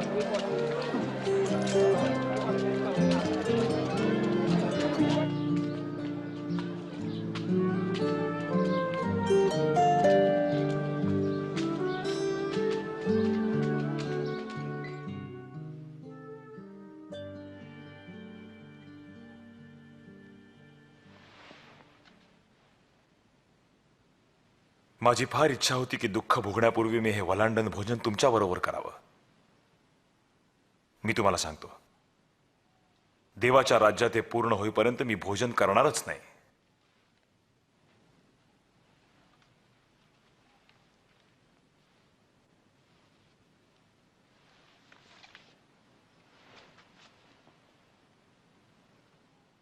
धन्य हो तू हे प्रभू आमच्या देवा, सृष्टीच्या राजा, जो तू द्राक्षवेलीतून फळं देतोस.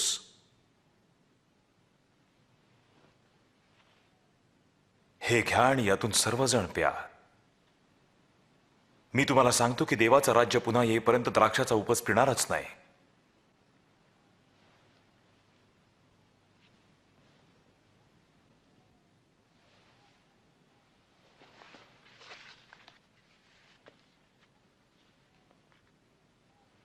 धन्य हो तू हे प्रभू आमच्या देवा, सृष्टीच्या राजा, जो या धरतीतून अन्न उपजवतोस.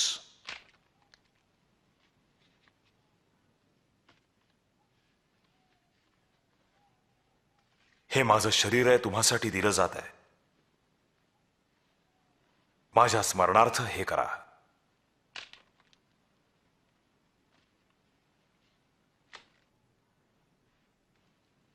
हा प्याला माझ्या रक्तात नवा करार आहे, जे तुमच्यासाठी वाहिलं जात आहे.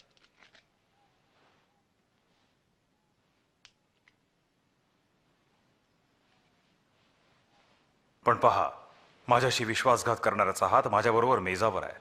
मनुष्यपुत्राचा मृत्यू तर निश्चित आहे, जसं की देवानं योजलं, पण हाय त्या मनुष्याला जो त्याचा विश्वासघात करतो. होऊ शकत नाही. हे नाही होऊ शकत. हे अशक्य आहे. सांगा, कोण आहे तो विश्वासघातकी?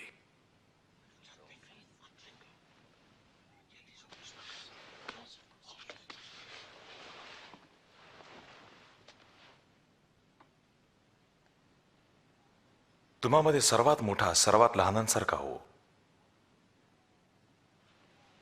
आणि पुढारी सेवा करणाऱ्यांसारखे हो. मोठा कोण? भोजनाला बसणारा की भोजन वाढणारा? भोजनाला बसणाराच मोठा असतो. मी तर तुमच्यामध्ये वाढणाऱ्यासारखा आहे. तुम्ही माझ्या प्रत्येक परीक्षांमध्ये माझ्या बरोबर राहिलात. जसं माझ्या पित्यानं मला राज्य करण्याचा हक्क दिलाय, तसं मीही तुम्हाला देतो. तुम्ही माझ्या राज्यात माझ्या मेजावर खावं आणि प्यावं, आणि राजासनावर बसून इस्रायलच्या 12 वंशांवर राज्य करावं. मग विश्वासघात केला आहे? शिमोन, पहा शिमोन, सैतानानं तुम्हा सर्वांची परीक्षा घ्यायची ठरवली. जणू चांगलं वाईटातून बाजूला करावं, जसं शेतकरी भुशातून गहू बाजूला काढतो. पण मी तुझ्यासाठी प्रार्थना केली की तुझा विश्वास ढळू नये, आणि जेव्हा तू माझ्याकडे वळशील तेव्हा आपल्या भावांचा विश्वास दृढ कर. प्रभूजी, मी आपल्याबरोबर तुरुंगात जायला तयार आहे आणि मरायला आहे. पेत्रा, मी सांगतो, आज कोंबडा बांग देण्यापूर्वी 3 वेळा तू असं म्हणशील की मी येशूला ओळखत नाही.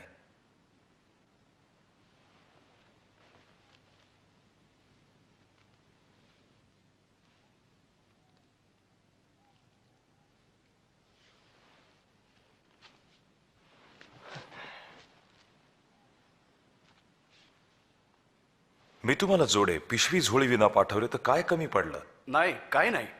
पण आता ज्याच्याजवळ पिशवी आणि झोळी आहे त्याने ती घ्यावी. ज्याच्याजवळ तलवार नाही त्याने वस्त्र विकून ती घ्यावी. मी सांगतो, शास्त्रात लिहिलंय की त्याची गणना अपराधात झाली.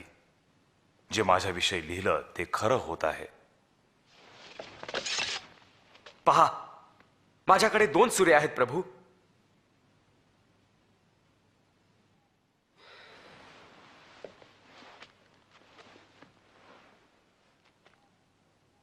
एवढ्या पुरे.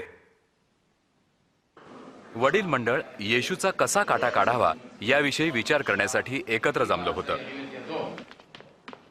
मग 12 शिष्यांपैकी यहुदा इस्करियोत याच्यामध्ये सैतान शिरला. त्यानं येशूला धरून देण्याची सल्लामसलत वडील मंडळाशी केली. येशू येरुशलेम सोडून जैतून डोंगराकडे प्रार्थनेसाठी गेला.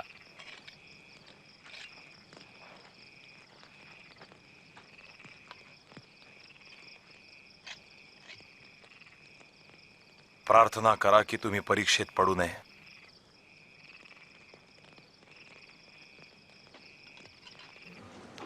यहुदा इस्करियोतनं चांदीच्या फक्त 30 मोहरांसाठी येशूला पकडून दिलं. मानवाच्या उद्धारासाठी मरण्याची वेळ जवळ आली आहे हे जाणून येशूनं प्रार्थना केली.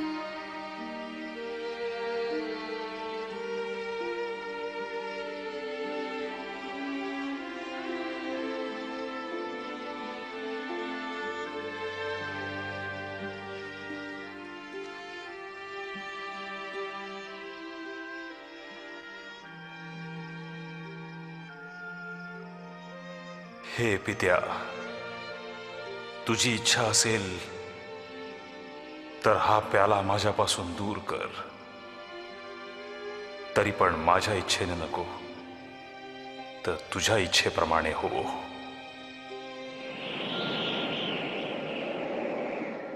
तेव्हा स्वर्गातले देवदूत त्याला सामर्थ्य देताना त्यानं पाहिले. त्याचा घाम भूमीवर असा पडत होता जसे रक्ताचे मोठे थेंब.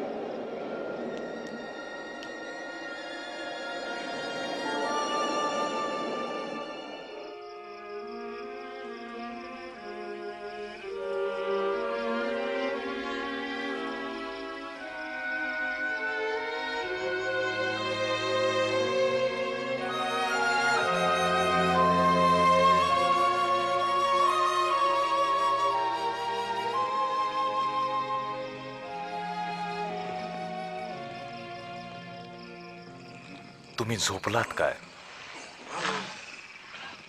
उठा.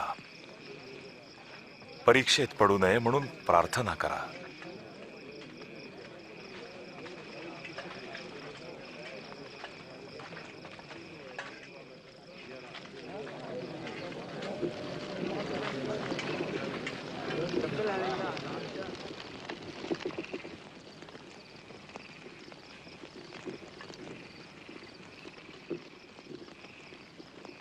यहुदा,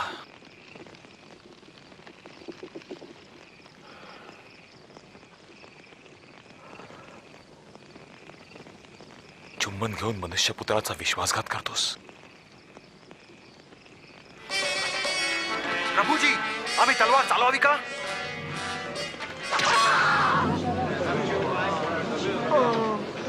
त्याला अटक करा. फार झालं.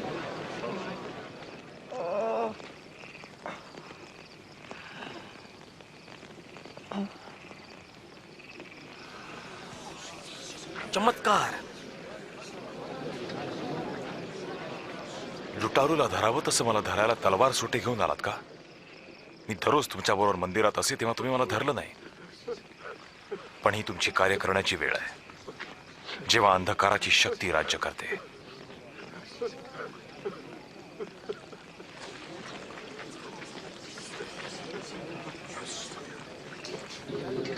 याला अटक करा.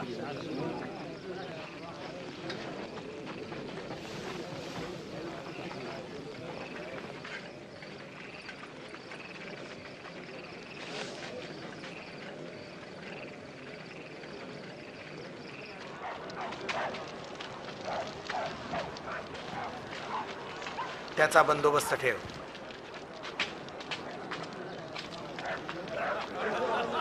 शिपायांनी येशूला अंगणात नेलं आणि यहुद्यांचा राजा म्हणून त्याची कुचेष्टा केली. या राजाची वस्त्र तर पहा. सांग आता काय होणार ते. काय तू आम्हाला वाचवणार महाराज? तू आम्हाला वाचवणार? हा मनुष्य देखील येशू बरोबर होता. अहो बाई, पण मी त्याला ओळखतच नाही. मी दोघांना एकत्र पाहिलंय.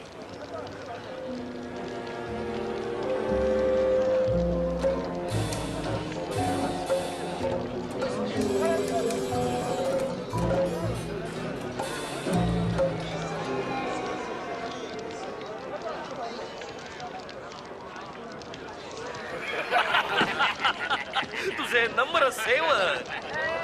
दुसऱ्यांकडे पाहताना कसं वाटतं?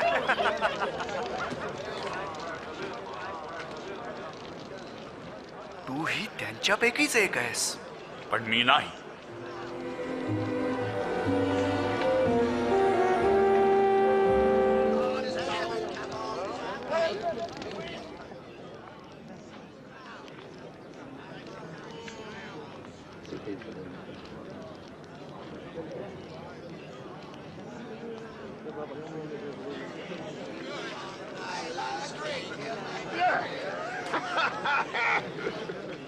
यात काही शंकाच नाही, हा माणूस येशू बरोबर होता, कारण हा गालिली पण आहे.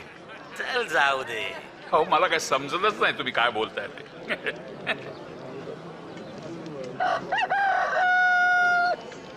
मग येशूनं वळून सरळ पेत्राकडे दृष्टी लावली.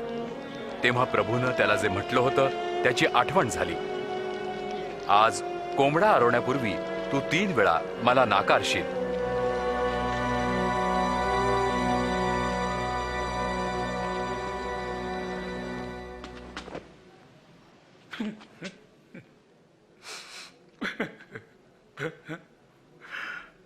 प्रभू, मी विनंती करतो की आपल्या महान दयेनुसार मला क्षमा कर, क्षमा कर. प्रभू, आमच्या वाडवडिलांनी जेव्हा तुझ्या नियमांचा विरोध केला तेव्हा तू त्यांच्यावर क्रोधित झालास, तरी त्यांचा विनाश केला नाहीस. हे केवळ तुझ्या महान प्रेम आणि विश्वासूपणामुळे तू त्यांना वाचवलेस. मलाही वाचव, मलाही वाचव.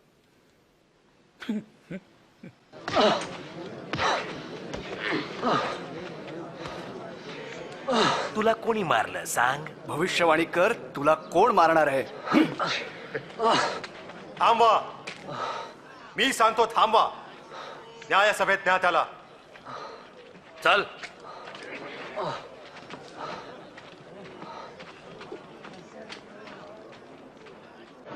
येशूच्या चौकशीसाठी एकत्र जमलेल्या धार्मिक पुढाऱ्यांची सभा भरली.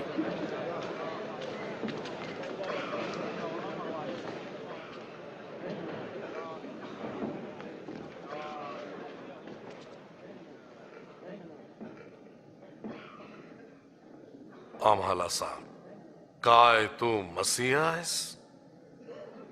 जर मी तुम्हाला सांगितलं तर तुम्ही विश्वास ठेवणार नाही, आणि मी प्रश्न केला तर तुम्ही उत्तर देणार नाही.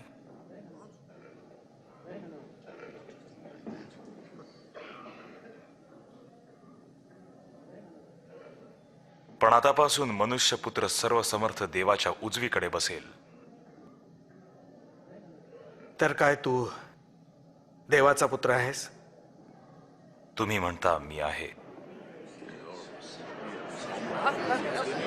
असं म्हणण्याचा अधिकार याला कोणी दिला? दोषी. आपण सर्वांनी आपल्या कानाने ऐकलं ना तो काय म्हणतो ते?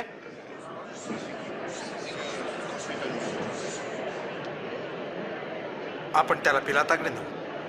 होय होय, त्याला घेऊन जा.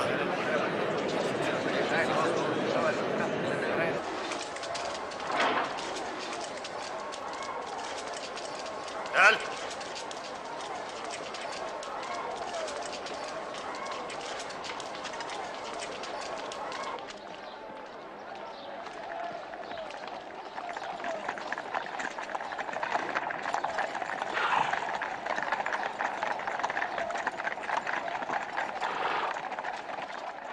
नंतर त्यांनी येशूला पिलाताकडे नेलं, जो रोमी अधिकाऱ्यांपैकी सर्वात क्रूर आणि हजारोंना क्रुसावर चढवायला जबाबदार होता. एवढ्या सकाळी सकाळी तुम्ही सर्व इथे कशाला आलात? आम्ही त्याला आमच्या लोकांना बकवताना पाहिलंय. याने ना मंदिराच्या बाजारात खळबळ माजवली. पण याला शिक्षा काय होणार? शिक्षा द्या.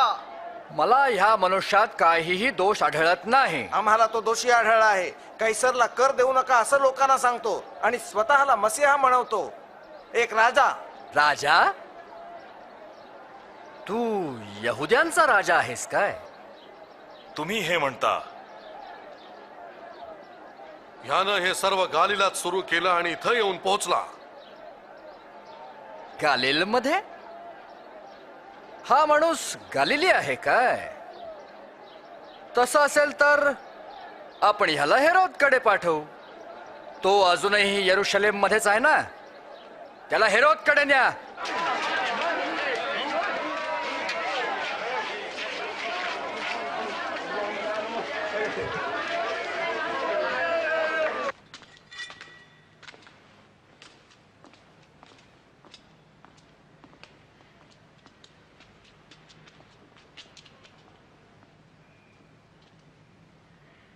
तू स्वतःला काय समजतोस?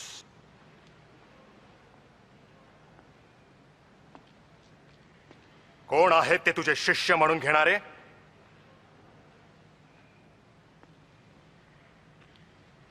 लोक म्हणतात की तू चमत्कार करतोस म्हणे.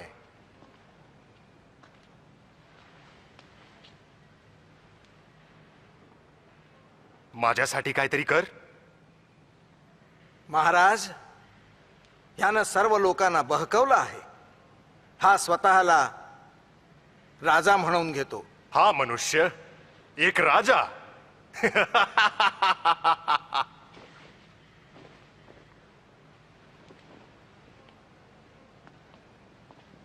हो महाराज, याला चोप द्या.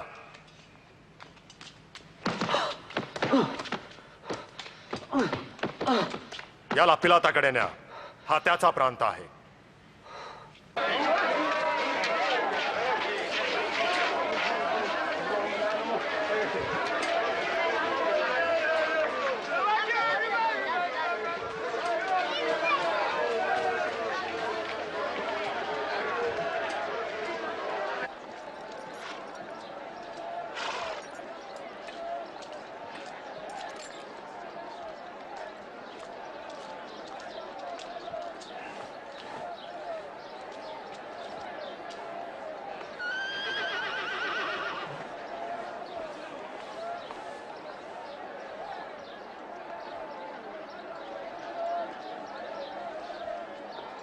यानं असं काहीही केलेलं नाही की त्याला मृत्यूदंड द्यावा.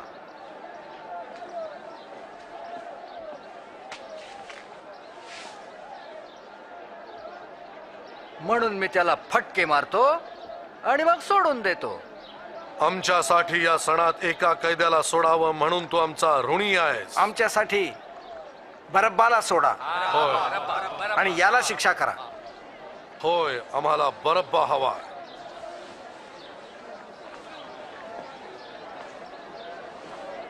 क्रूसावर टांगा त्याला. त्याला क्रूसावर टांगा. तू त्याला फटके मार.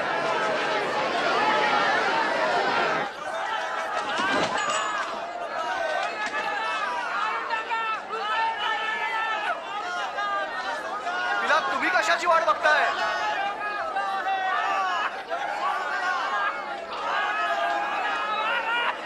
येशू,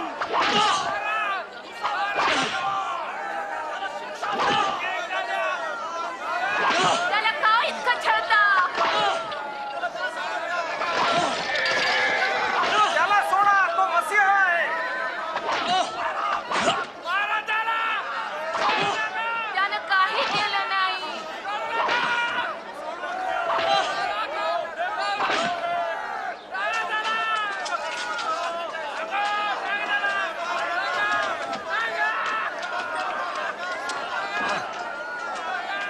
त्याला उचला. ते जोरजोरात ओरडत होते की येशूला क्रुसावर चढवा. तेव्हा पिलातानं येशूला मृत्यूदंड जाहीर केला.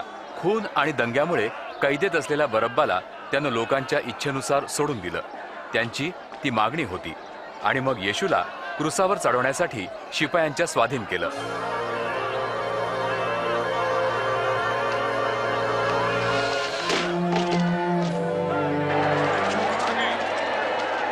आगे व्हा, आगे. बाजूला व्हा. त्याच्यापासून दूर व्हा. आगे व्हा. व्हा मागे. आगे. बाजूला. जागा सोडा. बाजूला व्हा. तू रस्ता सोड. मी सांगतो ना, बाजूला व्हा. उठ. उठ.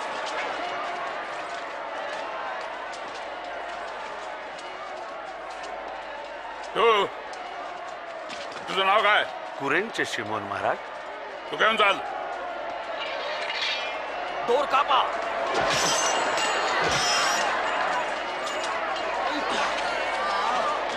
तू घेऊन चाल. चाल एक. आगे.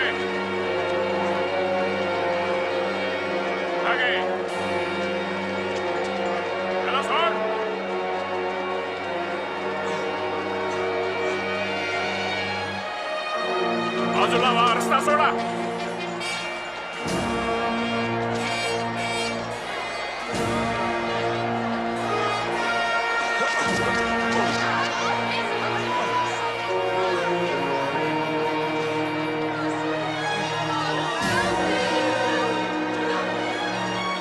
आगे आगे वा.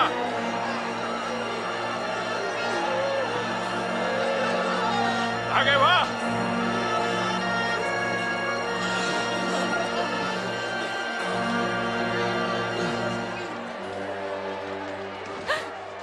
हे प्रभू, तुझ्यासाठी आम्ही रडतोय. हे पी पी पी हे प्रभू. हो यरुशलेमच्या कन्यांनो, माझ्यासाठी रडू नका, तर आपल्यासाठी, आपल्या मुलाबाळांसाठी रडा. कारण हे लोक ओल्या झाडाचीही अवस्था करतायत, तर वाळलेल्याची काय दशा करतील. देव तुला सहाय्य करो. आम्ही तुझ्यासाठी प्रार्थना करू.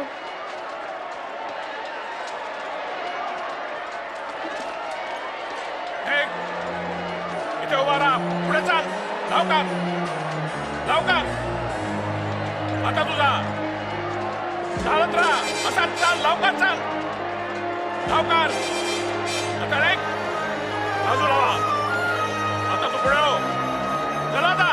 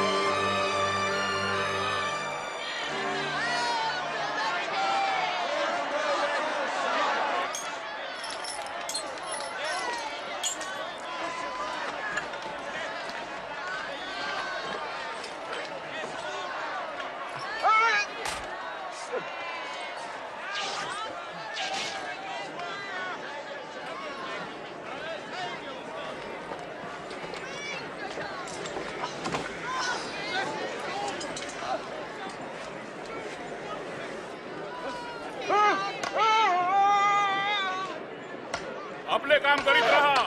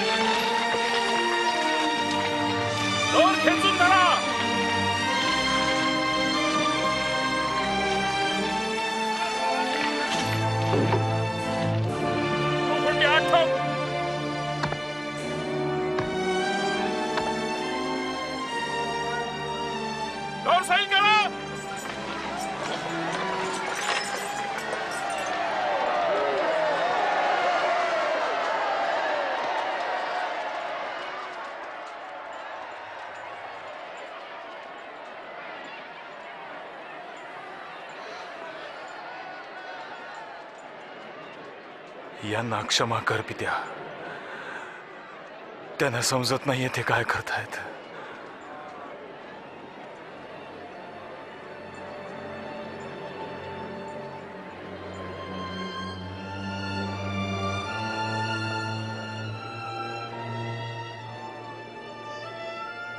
त्यानं दुसऱ्याला वाचवलं, आता त्यानं स्वतःला वाचवावं. होय, तू जर मसी आहेस तर स्वतःला वाचव आणि क्रूसावरून खाली उतर. आम्हाला तुझा एखादा चमत्कार दाखव.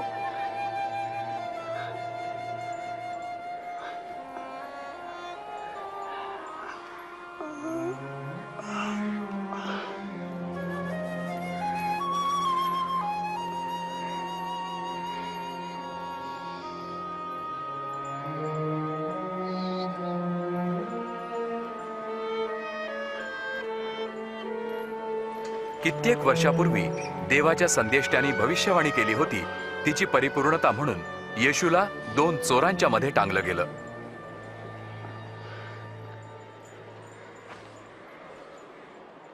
ही कोणा साधारण माणसाची वस्त्रे नाहीत. अरे राहू दे, भाडू नकोस. मी तुला सांगतो त्याचं काय करायचं. चला चिठ्ठ्या टाकूया.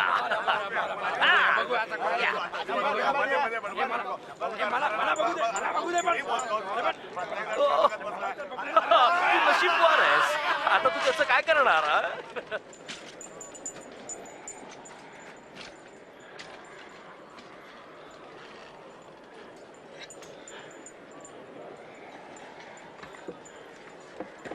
त्याच्या डोक्यावर एक पाटी लावली होती जिच्यावर लिहिलं होतं, हा यहुद्यांचा राजा आहे.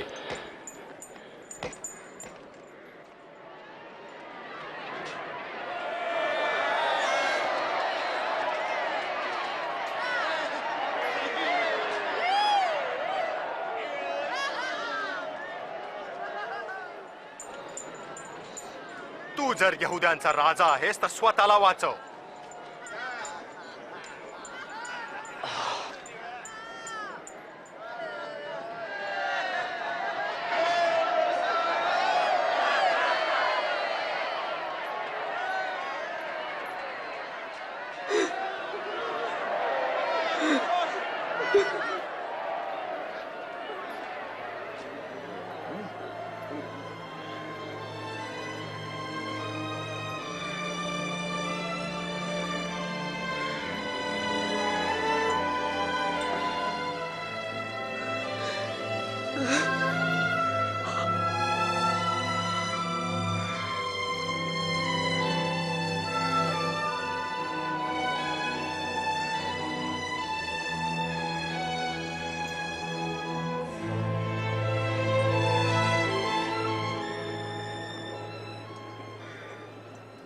काय तू मसीहा आहेस ना?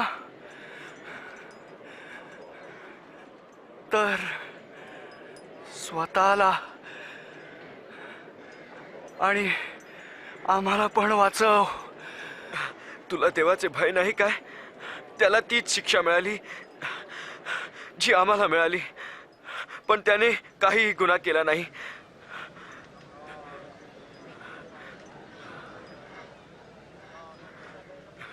माझी आठवण ठेवा येशू, जेव्हा आपण राजा बनून याल. मी वचन देतो, तू आज माझ्या बरोबर स्वर्गात असशील.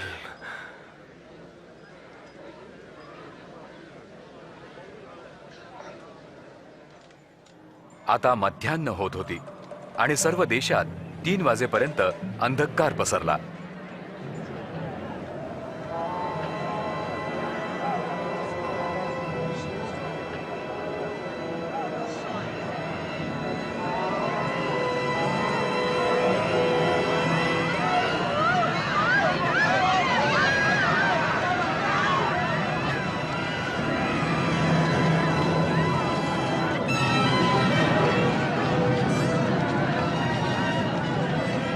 मंदिरातला पडदा वरपासून खालपर्यंत मधोमध फाटला.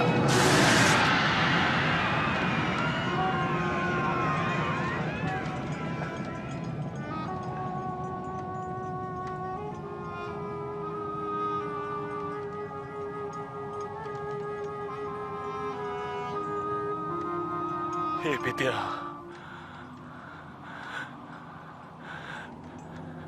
मी माझा आत्मा तुझ्या हातात सोपवतो.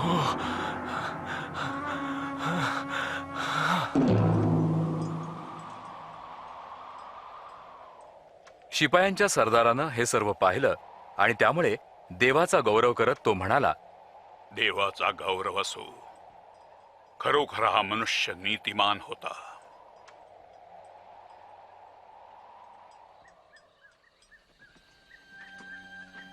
धर्मसभेचा एक प्रतिष्ठित सदस्य अरिमथाईतला योसेफ, जो या कृत्याशी सहमत नव्हता, त्यानं जाऊन पंत पिलाताची परवानगी मागितली की सूर्यास्तापूर्वी म्हणजे विश्राम दिवस सुरू होण्याआधी येशूचा देह एका कबरीत ठेवावा.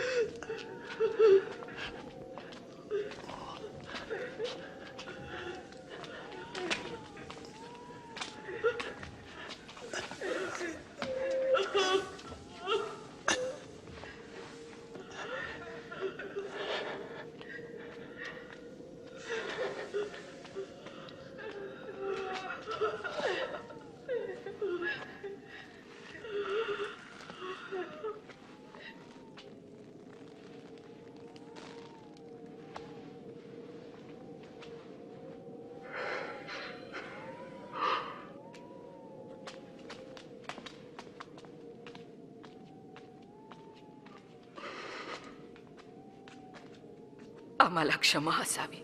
आम्ही प्रभूच्या शरीरामागे आलो. सर्व येऊ शकता, पण चला, विश्राम दिवस सुरू होत आहे.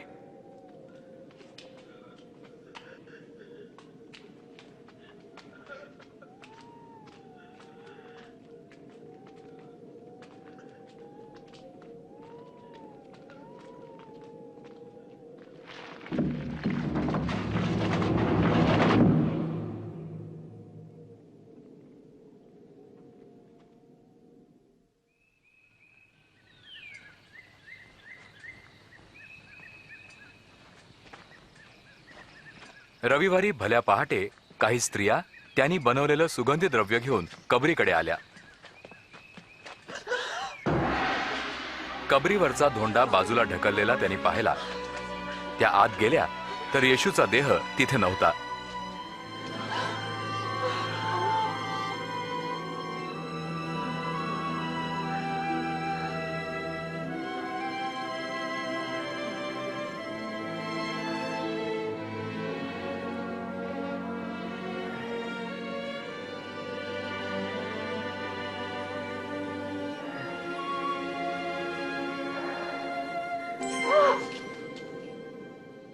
तुम्ही जिवंताचा शोध मेलेल्यांमध्ये का करता? तो इथे नाही तर उठला आहे. आठवण करा, गालिलात त्याने तुम्हाला काय सांगितलं. मनुष्याच्या पुत्राला पापी जनांकडे सोपवण्यात यावं, क्रुसावर मारण्यात यावं, पण तिसऱ्या दिवशी तो मरणातून उठेल.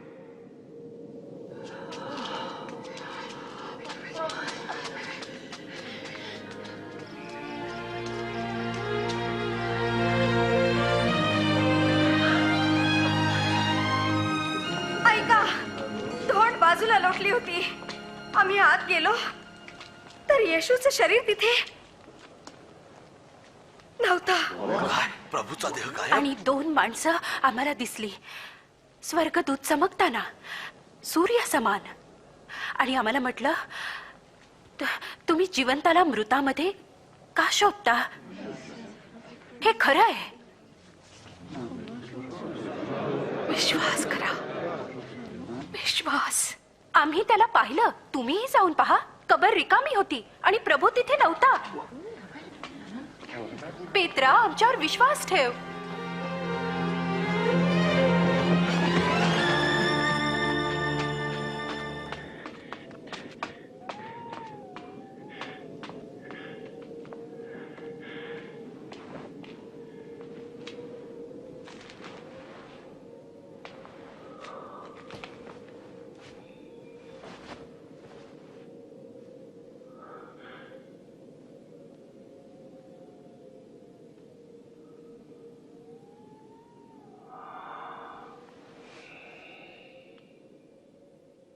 येशूनं 2 शिष्यांना दर्शन दिलं.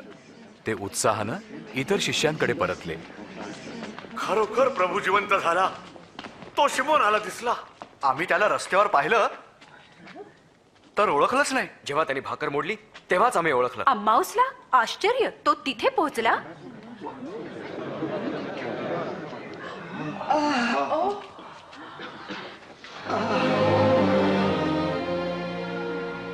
तुम्हाला शांती असो.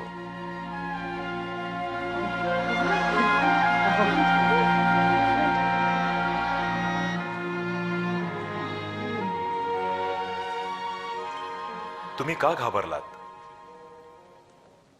तुमच्या मनात शंका का येतात? पहा माझे हात आणि पाय, आणि जाणा की मीच आहे. मला स्पर्श कराल तर ओळखाल. कारण आत्म्याला हाडमांस नसतं, जसं तुम्ही माझ्यात पाहता. मी तुमच्याबरोबर होतो तेव्हा तुम्हाला हेच सांगत होतो. माझ्याविषयी मोशेचे नियम, स्तोत्रे आणि संदेष्टे, शास्त्रात जे लिहिले होते ते सर्व पूर्ण होणे आहे. हेच तर लिहिलं आहे. ख्रिस्ताने दुःख सोसावं, तिसरे दिवशी मरणातून जिवंत व्हावं आणि येरुशलेम पासून आरंभ करून सर्व राष्ट्रांना त्याच्या नावाने पश्चात्ताप आणि पापक्षमेचा संदेश घोषित करण्यात यावा. तुम्ही या गोष्टींचे साक्षी आहात आणि माझ्या पित्यानं देऊ केलेली देणगी मी स्वतः तुम्हाकडे पाठवतो. तोपर्यंत येरुशलेम मध्येच राहा, जोपर्यंत स्वर्गातनं सामर्थ्य तुमच्यावर येत नाही.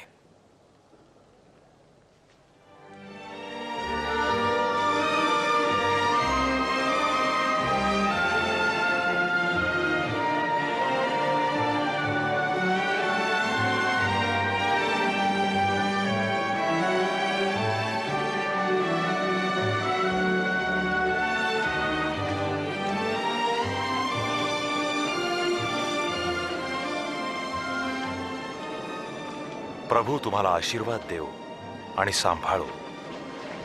स्वर्ग आणि पृथ्वीमध्ये सर्व अधिकार मला देण्यात आलाय. तेव्हा जाऊन सर्व राष्ट्रातल्या लोकांना शिष्य करा. त्यांना पित्याच्या, पुत्राच्या आणि पवित्र आत्म्याच्या नावानं बाप्तिस्मा द्या. जे काही मी तुम्हाला आज्ञापिलं ते सर्व त्यांना पाळावयास शिकवा. आणि पहा, युगाच्या समाप्तीपर्यंत मी सर्व काळ तुमच्याबरोबर आहे. आमेन.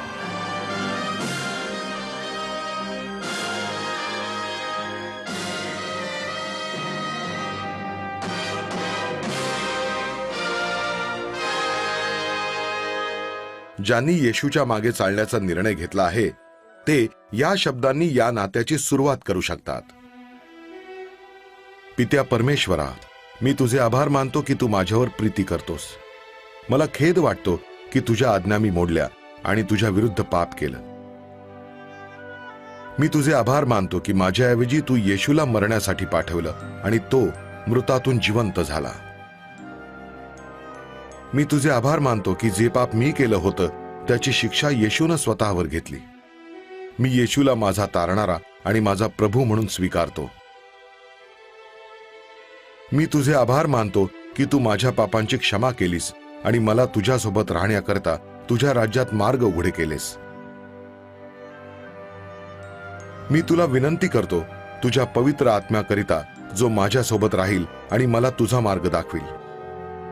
तू मला सामर्थ्य देशील की मी तुला संपूर्ण अंतःकरणानं प्रीती करावी आणि तुला आवडणारं जीवन मी जगावं आणि जगात लोकांनी प्रत्येक ठिकाणी तुझी स्तुती करावी. आमेन. येशूनं आपल्या मागे चालणाऱ्यांना म्हटलं, माझी मेंढरं माझी वाणी ऐकतात. मी त्यांना ओळखतो आणि ती माझ्या मागे येतात. येशूच्या मागे चालणारे एकत्र भेटले. ते त्याच्यासोबत रोज बोलले. ते वचनात त्याच्या शब्दांचा अभ्यास करू लागले. त्याच्याप्रमाणे चालण्यास ते शिकत आणि त्याच्याबद्दल ते इतरांना सांगत असत. येशू त्यांना पवित्र आत्म्याने जो त्यांच्या अंतःकरणात राहत असे त्याद्वारे मार्गदर्शन आणि सामर्थ्य देत असे. आपल्या सिंहासनाकडे जे स्वर्गात होते तिथे जात असताना येशूनं त्यांना काय म्हटलं ते त्यांनी ध्यानात ठेवलं. परमेश्वरानं स्वर्गात आणि पृथ्वीवर सर्व अधिकार मला दिले आहेत आणि पहा, युगाच्या समाप्तीपर्यंत मी सर्व दिवस तुमच्या बरोबर आहे.